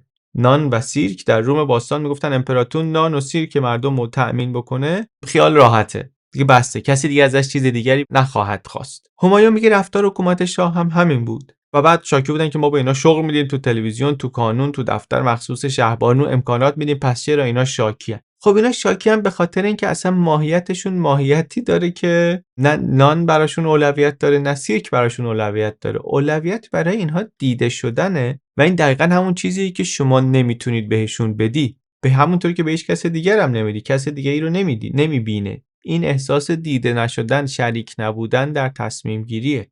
واسه همین علیرغم اینکه خیلی از خواسته های روشنفکرا رو عملاً داره برآورده میکنه و حتی خیلی هاشون شخصا هم دارن از نهادهایی که حکومت درست کرده حقوق میگیرن، ولی هیچ وقت حامی شاه نمیشن. پنهان یا آشکار شروع میکنن به همکاری با بقیه گروه‌های مخالف، حتی اونایی که تصور میشه باهاشون به لحاظ فکری فاصله دارن، یا حداقلش اینه که به روز سختی هیچ کمک حاضر نشدن بکنن. ریشه رو همایون، حالا همه اینا مقدمات رو گفتیم، ولی ریشه رو در دیده نشدن یا حداقل احساس به بازی گرفته نشدن و دیده نشدن میبینه.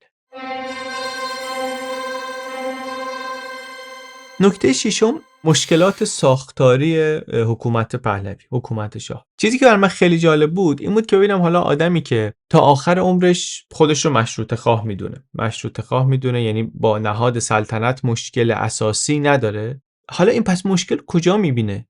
چون خب اون نظام که کار نکرده، افتاده، ایشون هم که ایراد ساختاری داره بهش وارد نمیکنه، میگه همون مشروطه سلطنتی باید باشه. یه توضیح باید داشته باشه برای اینکه پس چرا همچی شد دیگه. توضیح همایون اینه که نه، ایراد از اون سیستم نیست، ایراد از اجرای سیستم خوب بود ولی سوء مدیریت شد. یعنی بخش بزرگی از انتقادش به عنوان تعیین کننده ترین آدم در یک ساختاری که توش فساد و سوء مدیریت و اینها میکنه برمیگرده به خود شاه، اینطوری که فهمیدن. مثال‌هایی هم که میزنه خیلی گویان، از فساد گسترده و از سانسور نابجا و از مخصوصا از این داخل خیلی برجسته میگه، چون چیزایی که از نزدیک باشون برخورد داشته. مثلا دیده بوده که آدمایی که به هر دلیل یه وقتی تونسته بودن خودشون رو به شاه نزدیک کنن، بعد یک آزادی عمل نامحدودی پیدا کرده بودن، یک مسئولیت آهنینی پیدا میکردن. مثالایی از فساد میزنه که از یه بانکی وام گرفته بود، با همون بانکو خریده بود، یا 1000 فامیل و این روایتی که خیلی هم سفت شد، جا گرفت در ذهن جامعه. درباره سانسور هم میگه چون اینا چیزیه که باز خودش دوباره مستقیم برخورد داشته باهاش، با جزئیات مشخص‌تر میشه که چقدر شاه شخصا روزنامه ها رو میخونده و اگر از مطلبی خوشش نمیومده دستور میداده که مستقیم برخورد بشه با اون شخص یا با اون روزنامه برخورد بشه. میگه یه بار در یکی از سالگردهای روزنامه آیندگان، جهانگیر بهروز یه مقاله می‌نویسه که آیندگان روزنامه لیبرالیه و متعهد به رعایت اصول لیبرالیسم. خیلی هم شنیدیم احتمالاً که سیاست‌های فرهنگی و اقتصادی دوره شاه لیبرال بود و اینا. خب ممکن تصور کنیم این اصلا چیزی نیست که نظام سیاسی بخواد مشکل داشت، این حرفی نیست که بگن به یکی بر بخوره، ولی شاه مطلب رو میخونه عصبانی میشه، میگه که این آدمو از روزنامه اخراج کنین. یا میگه که وقتی که رابرت کندی، برادر جان اف کندی ترور شد، همایون میگه من یه مقاله‌ای نوشتم و این کندی‌ها رو مقایسه کردم با دو برادر گراچی در روم باستان، تعریف میکنه از کندی‌ها.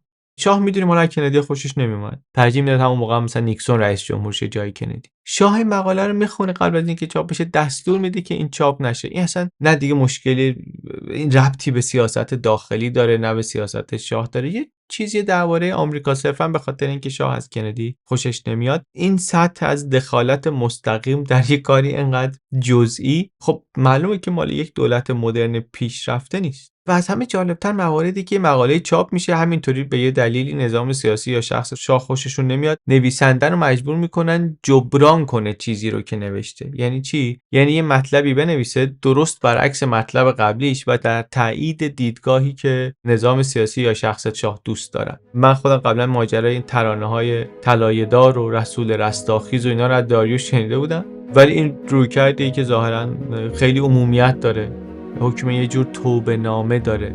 حالا شما بعد از اینکه مرخصتون میکنن و یک آقای به نام پرویز از طرف ساواک مدام پیش شماست، فقط با این شرط، برای اینکه شرط گذاشتن که ترانه برای تولد شاه بخونید و برای اینکه مطمئن بشن این ترانه خونده میشین، پرویز نامی با شما هست، خلاص شبانه روز با شماست که مطمئن بشین این اتفاق میفته. و بالاخره هم شما یک ترانه طلایه‌دار قرار بود که شما اینو بخونید، ولی عملاً طلایه‌دار مورد تایید قرار نمیگیره، برای اینکه مؤکداً دستور داده میشه که باید اسم شخص اول باید توی این ترانه بیاد. حالا امروز دیگه انقدر این رویه تکرار شده، ما نتیجهش هم میدونیم که این چقدر باعث ایجاد بی‌اعتمادی میشه نسبت به هر حرفی که حتی اگر واقعاً و بدون فشار زده شده باشه بازم باور نمیشه. عباس میلانی میگه که یکی از مشکلاتی که این رویه داشت با این بود که باعث شده بود که اگر یکی هم نظرش واقعا عوض میشد کسی قبول نمیکرد، میگفتن نه این تحت فشار بوده. بر همین کسی دلایل تغییر نظر رو جدی نمیگرفت. میگه پرویز نیکخواه واقعا نظرش عوض شده بود، به این نتیجه رسیده بود که با همه نقصایی که رژیم داره از مخالفینش بهتره، ولی هیچ کنون از ما همرزمان سابقش این حرفش رو جدی نمیگرفتیم، به خاطر اینکه دیده بودیم که چقدر آدما اینطوری میشن دیگه، هیچ وقت باور نمیکردیم که واقعی باشه. و بعد البته بجز این مواردی که سوء مدیریت و اینا هستن، چیزای خیلی کلی‌تر هم از لابلای حرفای همایون میشه کشید بیرون، چیزای مربوط به ساختار خود حکومت. واقعا شاه با یک پارادوکسی مواجه بود، میگه هم میخواست نشون بده که مشارکت در نظام سیاسی هست، هم عملاً نمیتونست به نتایج این مشارکت تن بده، چون شما وقتی مشارکت میخوای معنیش اینه که باید قدرت تصمیم گیری هم بدی به کسانی که توی قدرت مشارکت میکنن دیگه. بلا مشارکت که منظور پست نیست که، واگذاری یه بخشی از قدرته، ولی شاه این رو نمیخواد و حتی بهش خیلی حساسیت هم داره. همایون میگه یک بار یه مقاله من نوشتم درباره اینکه مردم چطور میتونن در فرایند تصمیم گیری کمک کنن، شاید چیزی شبیه اینی که مثلا امروز میگیم مشارکت در تصمیم سازی و اینا. این مقاله خب معقولی هم مثلا همایون مینویسه، میگه اصلا اینو نوشتم به خاطر اینکه میدیدم یه مشکلی هست، سریع تصمیم میگیرم ولی اجراش خیلی سخت میشه، به خاطر اینکه موقع ساختن تصمیمه فکر نکردن، نتونستن همه جوانب امر رو ببینن، واقعا برعکس چیزی که باید باشه دیگه. تصمیم سریع گرفته میشه ولی اجراش خیلی به مشکل میخوره، طول میکشه. میگه من مقاله نوشتم، بعد انقدر این موضوع برای شاه حساس بود که متوجه اصل مطلب نمیشد که بحث سر این نیست که مرجع تصمیم گیری عوض بشه یا قدرت تصمیم گیر کم بشه، اصلا مردم بیان توی تصمیم نهایی مثلا مشارکتی بخوام بکنن. مسئله این نیست، مسئله ساختن گزینه‌های متنوع تره. مقاله رو قبل از چاپ میبینه و دستور میده مقاله رو برگردونن اصلاح کنه. همایون میگه که من سعی کردم بیشتر توضیح بدم، مثلا اگه سوء تفاهمی به وجود اومده برطرف بشه. باز میخونه، باز میگه عوض بشه، دوبار مقاله عوض میشه. میگه آخرش دیگه چیزی از حرفی که می‌خواستم بزنم نموند، هیچی نمونده بود توش. این موضوع رو حالا در رابطه احزاب با شاه یا کلی‌تر اصلا نوع مشارکت احزاب در حکومت هم خیلی پررنگ میشه دید. حزب اصلا کارش چیه؟ کارش اینه که قدرت رو بگیره و کشور رو اداره کنه. در ایران منتها چطوری بود؟ در ایران کار احزاب این بود در عملی که انتخابات رو برگزار کنه. چون دیگه برنامه دادن و مثلا رقابت سر برنامه، ببینیم کدوم برنامه نظر مردم بیشتر میاد و اینا، این اصلا معلوم شده بود که بی‌معنیه، معنی نداره. دیگه انقدری که شاه هم برای اینکه این بحران مشارکت رو از بین ببره، این بساط بی‌معنی هم جمع بشه، تصمیم میگیره که یک حزب درست کنن. میگه همه اینا رو جمع کنین، یک حزب رستاخیز درست کنین و در یک اقدام عجیب و کم نظیر دستور میده همه اتباع ایران هم باید عضو این حزب بشن. تمام تخم مرغاشو برای تغییر ساختار سیاسی اداره مملکت و جلب مشارکت همه رو میذاره در سبد حزب رستاخیز. منتها مشکل مشارکت که این نیست که حزبا کوچیکن، تعداد اعضاشون کمه، مثلا اینه که توی تصمیمات تأثیری ندارن. برای اینه که خیلی از آدمایی که ایده ای دارن نمیتونن تزیینی بیان کنار قدرت بشینن اونجا که سرمایه فکریشون رو برمی‌دارن میان بیرون از حکومت و حتی در برابر حکومتی وارد کار سیاسی میشن که نذاشته ایده های متفاوتشون مطرح بشه.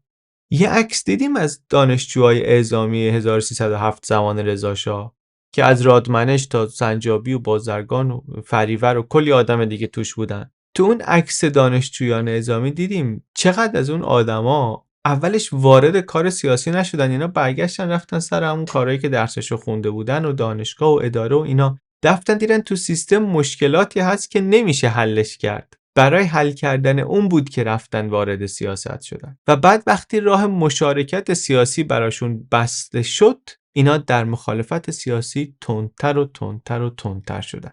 آیا این حرف به این معنیه که ایده های این آدما حتما بهتر از ایده هایی بود که داشت اجرا میشد؟ از خاطرات همایون اومدن بیرون، دارم یه تیکر از خودم میگم. آیا این حرف به این معنیه که ایده هایی که اینا داشتن بهتر از ایده هایی بود که اونا داشتن؟ نه، واقعا معنیش این نیست. حرفی نیست که اینا نوابغی بودن که راه حل‌های طلایی داشتن، کسی به حرفشون گوش نکرد. مشکل اینه که یک کشور در حال توسعه پرمسئله که داره روی مسیر درستی جلو میره، حکومتش نمیاد فضایی بده که این ایده های مختلف مطرح بشن، کامل نظر مردم روش گرفته بشه. اگه نظر مردم میگرفتن آیا همه تصمیم‌ها رو درست میگرفتن؟ نه.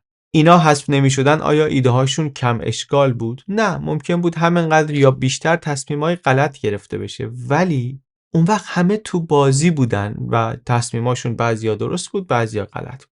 وقتی یه عده زیادی رو در واقع توی بازی تصمیم گیری راه ندی، اصلا صاحبان یک سری از ایده ها در برابر هر مشکل کوچیک و بزرگی میتونن ادعا کنن که ما راه حل طلایی رو داشتیم. اگر حرف ما عملی شده بود وضع اینطوری نمیشد. اگر نفوذ روحانی این باشد نمی‌شارم یک دستشانده امریکایی این غلط‌ها را بکند، بیرونش می‌کند از ایران. اگر نفوذ روحانی این باشد نمی‌شارد که مجلس با سرنیزه درست بشد تا این صدا هدفش پیدا بشد. اگر نفوذ روحانی این باشد نمی‌شارد که دخترای معصوم مردم زیر دست جوانها در مدارس باشد. اگر نفوذ روحانی این باشد توی دهن این دولت میزنن، توی دهن این مجلس میزنن، وکلا را از مجلس بیرون میکنن. بهترین طرح و بهترین ایده تو ذهن ما بود. یه وزارتخونه اینجا رو اگه به ما داده بودن، یک نهاد فرهنگی، یک نهاد اقتصادی اگه دست ما بود، ما اینو درستش میکردیم. دیگه اون موقع کسی نمیتونه ادعا کنه که من راه حل طلایی تو جیبمه، اگه به حرف من گوش کنی همه چی درست میشه، از گرونی تا آب برق، از دنیای شما تا آخرت شما همه چی رو درست میکنیم. ما اگر قدرت داشتیم مملکت رو میرسوندیم به قله‌های پیشرفت. ما علاوه بر این که زندگی مادی شما را میخواهیم مرفه بشد، زندگی معنوی شما را هم میخواهیم مرفه باشد. دلخوش نباشید که مسکن فقط میسازیم، آب و برق را مجانی میکنیم برای طبقه مستمند، اتوبوس را مجانی میکنیم برای طبقه مستمند. دلخوش به این مقدار نباشید. معنویات شما را، روحیات شما را عظمت میدیم. یعنی تو این مسابقه دیگه یه سری ایده روی اجرا شده و یه سری ذهنیتی که هیچ وقت اجرا نشدن و نمیتونن بشن رقابت نمیکنن با هم دیگه. نهایتاً دود این به چشم خود نظام سیاسی میره، چون نمیتونه مشارکت جلب کنه بدون اینکه به اون مشارکت اختیاری بده. عملیات غیر ممکن رو طبیعتاً نمیتونه انجام بده و دولت در نظر افکار عمومی تبدیل میشه به دستگاه اجرایی تصمیمات شاه. خود شاه هم وقتی همه چیز داره خوب پیش میره بعدش نمیاد بیشتر به این تصویر دامن بزنه، نقش خودش رو حتی از اون چیزی هم که هست بزرگتر نشون بده. به قول هویدا دیگه مملکت تبدیل میشه به یک شخص اول، بقیه همه مردم، هیچ شخص دوم هم نداریم. نخست وزیر 13 ساله مملکت شأنی که بر خودش قائله در برابر شخص اول در واقع هیچ شأنی بر خودش قائل نیست و همین تصویر میشه مهمترین نقطه ضعف نظام سیاسی و به نظر خیلی‌ها یکی از مهمترین دلایل سقوطش در نهایت. نکته هفتم، داستان سقوط.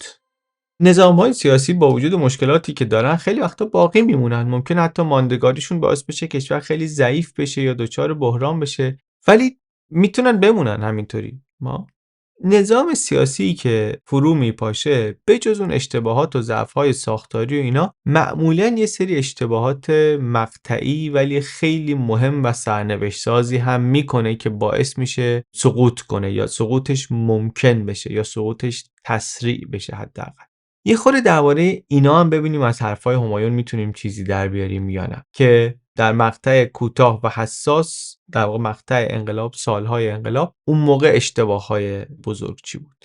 چون اینجا هم من برام یه کنجکاوی‌های مهمی هست. مثلا اینکه وقتی تو یه سیستم تصمیم گیری همه تصمیم‌ها رو یه نفر میگیره، خب این خیلی اشکال داره، ولی خوبیایی هم داره. یه خوبیش اینه که نظام تصمیم گیری خیلی چابک میتونه بشه. توی دموکراسی مثلا در نروژ شما یه طرحی رو بخواید جلو ببری، انواع و اقسام موانع قانونی و نهادهایی هستن که یه طوری باید قانع بشن یا باشون بجنگی، در واقع هلشون بدی، بزنیشون کنار تا بتونی برنامه‌ت رو ببری جلو. این هم کارو ممکنه کند بکنه، هم توی این چانه زنی یک تغییراتی ممکنه بکنه که اصلا تهش اونی نباشه که شما که مثلا در قدرت هم بودی و میخواستی جلو ببری میخواستی. ولی اینطوری دولت اینطوریه و دموکراسی کنده.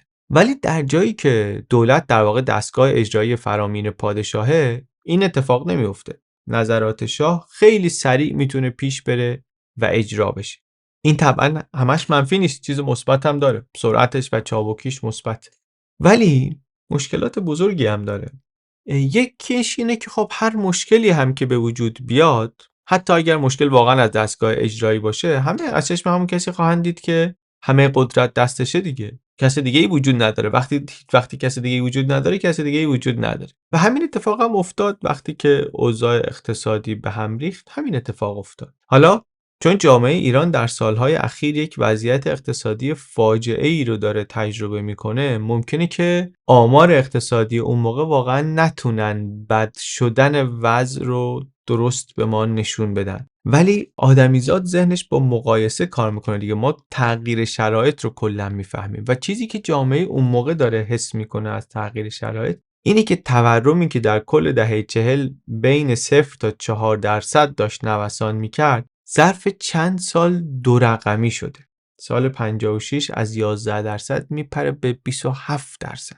رشد اقتصادی که باز بیشتر دهه 40 2 رقمی بوده، ناگهان واقعا طوری میفته که 1354 برای اولین بار منفی میشه. 56 منفی 3% میشه. قطعی های گسترده برق سال 56 روزنامه اطلاعات تیتر میزنه که شاهنشاه از وضع برق به شدت ناراضی هستن، چون شاه که نمیتونه مسئول وضع بد دیده بشه که. سریع میرن تو فاز اینکه شاهنشاه که گفته بودن طوری کنین که اونطوری نشه، مسئولین کوتاهی کردن. شاهنشاه گفتن تولید برق باید زیاد بشه، مسئولین تولید برق کوتاهی کردن، زیاد نشد، پس اونا مقصرن. و شاه هم سعی میکنه مثلا با چند تا کارگزار و اینا رو عوض کنن، به جامعه این پالسو بدن که تغییری داره اتفاق میفته. بعد اوضاع بدتر که میشه برمی‌دارن یکی از آدمای بلندپایه نظام رو تا سطح وزیر، حتی نخست وزیر اسبق رو بازداشت میکنن و همه کسایی رو که باعث وضع موجود شدن محاکمه میکنیم اینا. ولی این حرفو جامعه نمیپذیره که مثلا اینا باعث مشکلات حکومت باشن. دیگه شخص شاه رو مسئول وضعیت میدونن، که همون هشداری که قبائل السلطنه سال 27 داده بود که آقا شما وقتی شروع کنی حکومت کردن، دیگه اون موقعی که نارضایتی پیش بیاد همه چی پای خودته ها. و اینم شد. علی خانی، یکی از معماران جهش اقتصادی دهه 40 ایران که بعداً کنار گذاشته میشه، میگه آسمون وقتی صاف بود شاه میگفت همه چی مال ماست، همه چی رو به خودش مربوط میکرد. همچه اولین لکه ابر که میومد بیرون شاه میگفت من کاری نیستم، من طبق قانون اساسی مقام غیر مسئولم، شما باید برین کاراتون رو بکنید. منتها خب جامعه این حرف رو نمیپذیره. در نهایت هم اون دستگیری ها و تغییرات واقعا هیچ اثری ندارن، بجز اینکه مخالفین مطمئن‌تر میشن که نظام ضعیف شده و ضربه پذیره و هر امتیازی هم در این شرایط بده مطمئن‌ترشون میکنن که این در حال افتادنه، ما نزدیکیم، به نظر میرسه خیلی نزدیکیم، و بنابراین تلاششون رو بیشتر هم میکنن. و موضوع دیگه اینه که وقتی تمام نظام فرماندهی با یک نفره، هر ضعفی در اون سلسله مراتب فرماندهی به وجود بیاد بلا فاصله کل نظام به شدت تحت تاثیر قرار میگیرن. شاه چهره بسیار قدرتمندی از خودش ترسیم کرده بود که بعضی از تحلیلگران میگن که با ویژگی‌های شخصیتیش خیلی همخوان نبود. یک کتاب معروفی مخصوصا در این باره هست، ایشون میگه اونجا که شاه در مواقع بحران اتفاقا خیلی وابسته میشد به چند نفر خاص، ولی در زمان بحرانی که سال 57 براش به وجود آمد دیگه کسی رو نداره که این شکنندگی رو پوشش بده. یک خاطره سفیر انگلستان هم تعریف میکنه که چطوری حتی زبان بدن شاه وقتی در ملاقات خصوصی بود و بعد که میخواست کارگزاران رو به حضور بپذیره یهو عوض میشه. شاه بعد از دهه 40 به جامعه و اطرافیانش یک تصویر پادشاه قدرتمند شکست ناپذیر اینطوری درست داده بود. بعد ولی حالا ماهای آخر خیلی تصویرش متفاوت بود. خیلی ها میگن بیماری شاه و داروهایی که در این سالها و مخصوصا ماهای آخر منتهی به انقلاب مصرف میکرد یکی از دلایل مهم ضعف تصمیم گیریش بود. ما نمیدونیم، ولی دلایلش واقعا این بود یا هر چیز دیگری که بود، یهو وقتی که اونجا ضعیف شد کل ساختار سیاسی احساس کرد این فرماندهی که تا دیروز همه جزئیات رو تحت کنترل داشت الان دیگه تصمیم داره نمیگیره، الان به نظر میرسه وا داده و کسی هم دیگه نیست که بخواد جای اون قدرت منحصر به فرد رو پر بکنه. همایون میگه این ضعف رو در بدترین شکلش در یکی از مراسم تشریفاتی ماهای آخر من دیدم. همه برای سلام رسمی ایستاده بودن، شاه داشت جلوی ما رد میشد و میگه من برای اولین بار دیدم شاه داره به چشم آدما نگاه میکنه، کاری که هیچ وقت شاه عادت نداشت انجام بده. و بعد میگه وقتی که رسید جلوی اونی که قرار بود یه متن آماده شده ای رو بخونه، وای میسه شاه، میگه میره جلوی اون شروع کنه کراواتش رو درست کردن، کراوات اون آقا رو درست کردن. یه کار خیلی معمولی که میگه برای مایی که اونجا بودیم باور کردنی نبود. یعنی انگار یه آدمی که همیشه غیر قابل دسترس بود، خیلی بالاتر از همه ما بود، یهو اومده بود در سطح ما آدم‌های معمولی. شاه وزیراش جلوش نمیشستن، یک فاصله پرنشدنی بود بین شاه و کارگزارانش و وقتی این عوض میشه این یهو میشه یک علامت ضعفی انگار و این منتقل میشه، بلا فاصله منتقل میشه. بعضی از اقدامات دیگر رو ماهای آخرم همین رو منتقل میکنن. اون سخنرانی صدای انقلاب شما رو شنیدم، همایون میگه همین تصویر ضعف و آسیب پذیری رو میداد. ناامنی، اغتشاش، شورش و کشتار در بسیاری از نقاط میهنمان به جایی رسیده است که استقلال مملکت را در خطر انداخته است. اما من به نام پادشاه شما که سوگند خورده‌ام که تمامیت ارضی مملکت، وحدت ملی و مذهب شیعه اثناعشری را حفظ کنم، بار دیگر در برابر ملت ایران سوگند خود را تکرار می کنم و متعهد می شوم که خطاهای گذشته و بیقانونی و ظلم و فساد دیگر تکرار نشده، بلکه خطاها از هر جهت جبران نیز گردد. من نیز پیام انقلاب شما ملت ایران را شنیدم. من حافظ سلطنت مشروطه که موهبتی است الهی که از طرف ملت به پادشاه تفویض شده است هستم. بعدم دیگه حالا نخست وزیری‌های آموزگار و شریف امامی و ازهاری و اینا هم که توی همون کابینه آموزگار وزیرم هست همایون، اینا هم واقعا هم تصمیمات عجیبیه، هم خیلی ناهماهنگه با وضعیت جامعه که حالا شاید بعداً ناهماهنگیش مشخص‌تر هم شد. میگه تو دولت آموزگار خیابونا اونطوری ناآرام، ما نشستیم دولت داریم 1 ساعت درباره اینکه اندازه بطری آبجو چقدر باشه صحبت میکنیم، 2 دقیقه گزارش ناآرامی خیابونو گفتن رد شدن. یا میگه مثلا تو جامعه‌ای که اینقدر با فساد مشکل داره، شاه شریف امامی رو نخست وزیر میکنه که تابلوی فساد و فراماسونری و ایناست در چشم مردم. چرا گذاشتنش؟ چون گفتن یه مثلا آخوندی صحبت میکنه و تیر و تبار آخوندی داره، اونطوری مثلا بتونه دل مذهبی‌ها رو به دست بیاره، اونم بیاد مثلا عرق فروشی‌ها رو ببنده، از این جور کار. از امروز بنده شریف امامی 20 روز پیش دیگر نیستم. بنده نه به خودم، نه به بستگانم، نه به دوستانم دیگر فکر نخواهم کرد، فقط به مصالح مملکت. من پوست و گوشت و استخوانم از این کشور است. بعدم میگه حالا باز شریف امامی و آموزگار رو با یه تفکری آورده بودن سر کار، تفکر گیرم غلط، ولی میگه ازهاری رو آوردن که اصلا معلوم نبود اصلا این سیاستش چی هست، نه سرکوب میتونست بکنه، نه میتونست با مصالحه کنه با مخالفین. کاری که تونست بکنه این بود که با اونایی که الان زورش بهشون میرسید یک دست قوی به اونا نشون بده. میرن یک سری مقامات رژیم رو که واقعا بدون حمایت شاه هیچ قدرت مستقلی نداشتن، اینا رو میگیرن زندانی میکنن که از نخست وزیر تا وزیر کابینه توش هست، از جمله خود داریوش همایون که خب میگه مشخص این سیاست بلا تکلیفی هواداران حکومت رو ناامید میکنه، سردرگم میکنه و مخالفین رو دلگرم میکنه. نظامی که وابسته شده به عملکرد یک مرکز فرماندهی، همه کارگزارانش عادت کردن مجری دستورات یک فرمانده باشن، وقتی که اون فرمانده به هر دلیلی نمیتونه در لحظه حساس تصمیم درست رو بگیره، اینا هم نمیتونن کمکی بکنن. شاه که از ایران میره، ارتش هم خیلی زود فرو میپاشه و برخلاف انتظار همایون هیچ کدوم از فرمانده ها هم توانایی کودتا ندارن که بازی رو برگردونن. نظام سیاسی خلاصه میشه در پادشاه و وقتی پادشاه سقوط میکنه دیگه نظامی نیست که اصلا بخوان براش کاری بکنن. تاکیدش این همایون که اون چیزایی که برای گروهی از ایرانی‌ها خیلی اهمیت پیدا کرده، مثل آمدن هایزر یا کنفرانس گوادلوپ و اینا، که اینا باعث افتادن شاه شد، اینا اینطوری نیست. برای کسی که مطالعه کرده باشه وضعیت رو میدونه. اینا مال وقتیه که عملاً کار تمام شده بود. تأکید روی اینها رو نشونه مسئولیت نپذیرفتن میدونه و دنبال مقصر گشتن برای مثلا تو فلان و اینا.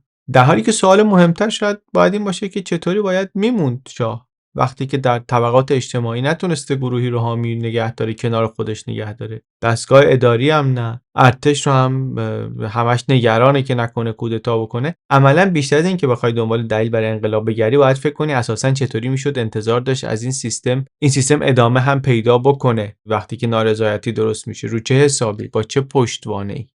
اون وقتی که شاید اصلا دنبال سوال چرا انقلاب شد نگردی، به فکر کنی که خب چطوری میتونست نشه. نکته خیلی زیاد داره، واقعا مصاحبه خیلی جالبیه، یه دید کلی داره میده. میگه که انقلاب مشروطه زمانی در ایران اتفاق افتاد که جامعه ایران عقب افتاده بود و دنبال نوسازی بود و هنوزم تجربه از مدرنیزاسیون نداشت. فکر میکرد مدرن شدن مشکلاتش رو حل میکنه، دوای مشکلشه.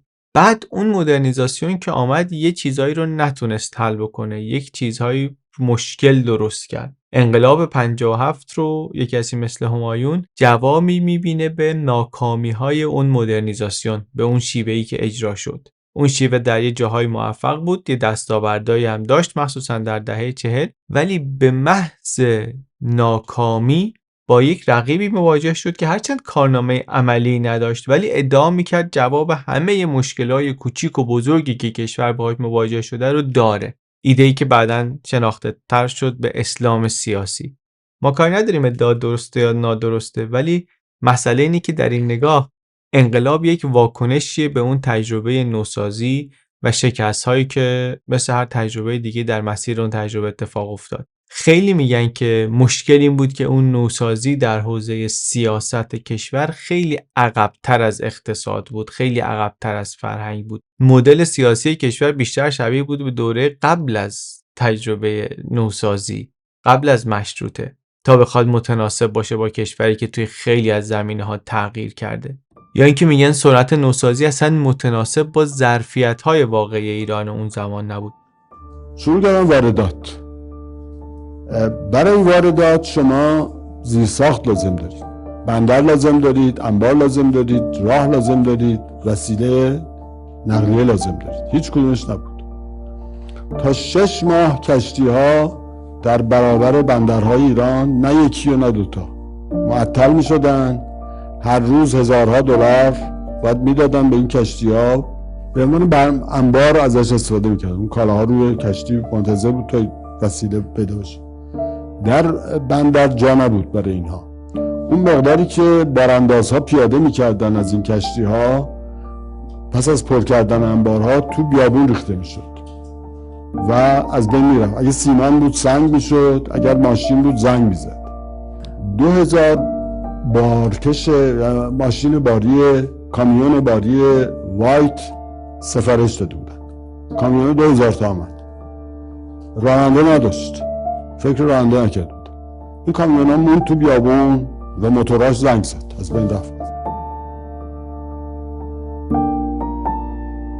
همایون میگه تلاش شاه این بود که اول مسائل اقتصادی و اجتماعی رو حل کنه، بعد بره سراغ توسعه سیاسی. اون مسائل هیچ وقت کامل حل نشد، توسعه سیاسی هم هیچ وقت اتفاق نیفتاد. ولی شاید اصلا اینطوری نمیشه موضوع رو جدا کرد از هم.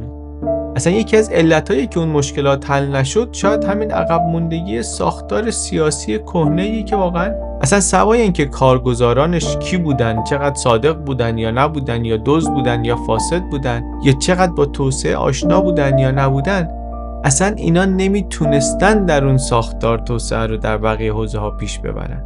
یعنی شاید مسئله اینطوری هم بشه بهش نگاه کرد. سیستم حکومت کردن شاه مخصوصا بعد از 28 مرداد دیگه هیچ شباهتی به پادشاهی مشروطه نداشت. قوام السلطنه یه نامه مهمی نوشته به شاه در 1327، یه خورده جلوتر هم گفتم، وقتی که شاه داره از اختیارات سیاسی خودش رو زیاد میکنه. یه نامه خیلی جالبیه، میگه که این کار خیلی کار خطرناکه، میگه این کار خلاف مشروطه است. شما قراره که حکومت نکنید، مسئولیت نداشته باشی. اگر همه اختیار با شما باشه، همه مسئولیت هم میشه با شما. اون وقت درسته که الان خیال میکنی اینطوری قدرت رو زیاد کردم عالی شد، ولی نتایج بلند مدت این باعث نارضایتی هایی میشه و اون موقع دیگه با حبس و زجر و سرنیزه نمیشه که ماجرا رو جمعش کرد. نامه رو میخونی انگار داره 30 سال قبل از انقلاب رو هشدارش رو میده. خیلی جالبه. اینا نکته هایی که خلاصه من تو این گفتگو برام خیلی جالب بود. چیزی که به ذهن خود من میرسه اینه که خب این تجربه قرار نبود راحت باشه. نمیشه انتظار داشت که توی اون منطقه در اون زمان توی جایی که حالا در موقعیت مشابه، موقعیت فرهنگی جغرافیایی مشابه ما، کسی دیگه تا ته این پروژه رو نرفته. قاعدتاً کسی شروع میکنه، ملتی که شروعش میکنه بعیده که بدون مشکل و ناکامی و راحت طی بشه. قطعاً مشکلاتی خواهد داشت. نکته مهم اینه که جامعه و سیستم با اون مشکلات چطوری برخورد میکنه، وقتی اونا رو میبینه چه کار میکنه. راهی هست، راهی برای اصلاح و تغییر مسیر گذاشته یا نه همه راه‌ها رو بسته. کشورهایی که این مسیر رو موفق رفتن اینطوری نیست که بی خطا رفته باشن. هر جا رو داریم می‌بینیم تو ویدیوهای مختلف کشورهای متفاوت داریم می‌بینین دیگه. همه چرخش‌هایی دارن توی سیاست‌های ریز و درشتشون، از آمریکا تا نروژ، از انگلیس تا ژاپنی که اینطوری چرخید بعد از جنگ، چین همزمان با انقلاب ایران اونطوری زمان دنگ شیاوپنگ تعریف کردیم، خودش انداخت توی یه مسیر متفاوتی. همه تجربه کردن، همه اشتباهایی کردن و همه جا برای تغییر گذاشتن و تغییر دادن و راههای جدید امتحان کردن. سیستمی که همایون اینجا ولی برای ما تعریف میکنه، از توش برای ما گزارش میده، سیستمی که به نظر میرسه راهی برای اصلاح نذاشته، راه رو بسته و خطرش هم خب طبعا اینه که وقتی جامعه به مشکلات برخورد میکنه میگه تو که نمیتونی و نمیذاری مسیر اصلاح بشه، پس شاید اصلا کل این مسیر غلطه. شاید اونایی که میگن اصلا ما تو مسیر اشتباه داریم میریم حرفشون بهتر باشه و به این نتیجه میرسه که کل مسیر غلطه و باید کل راه طی شده رو برگرده و از مسیر مخالف یا از مسیر متفاوتی حرکت کنه.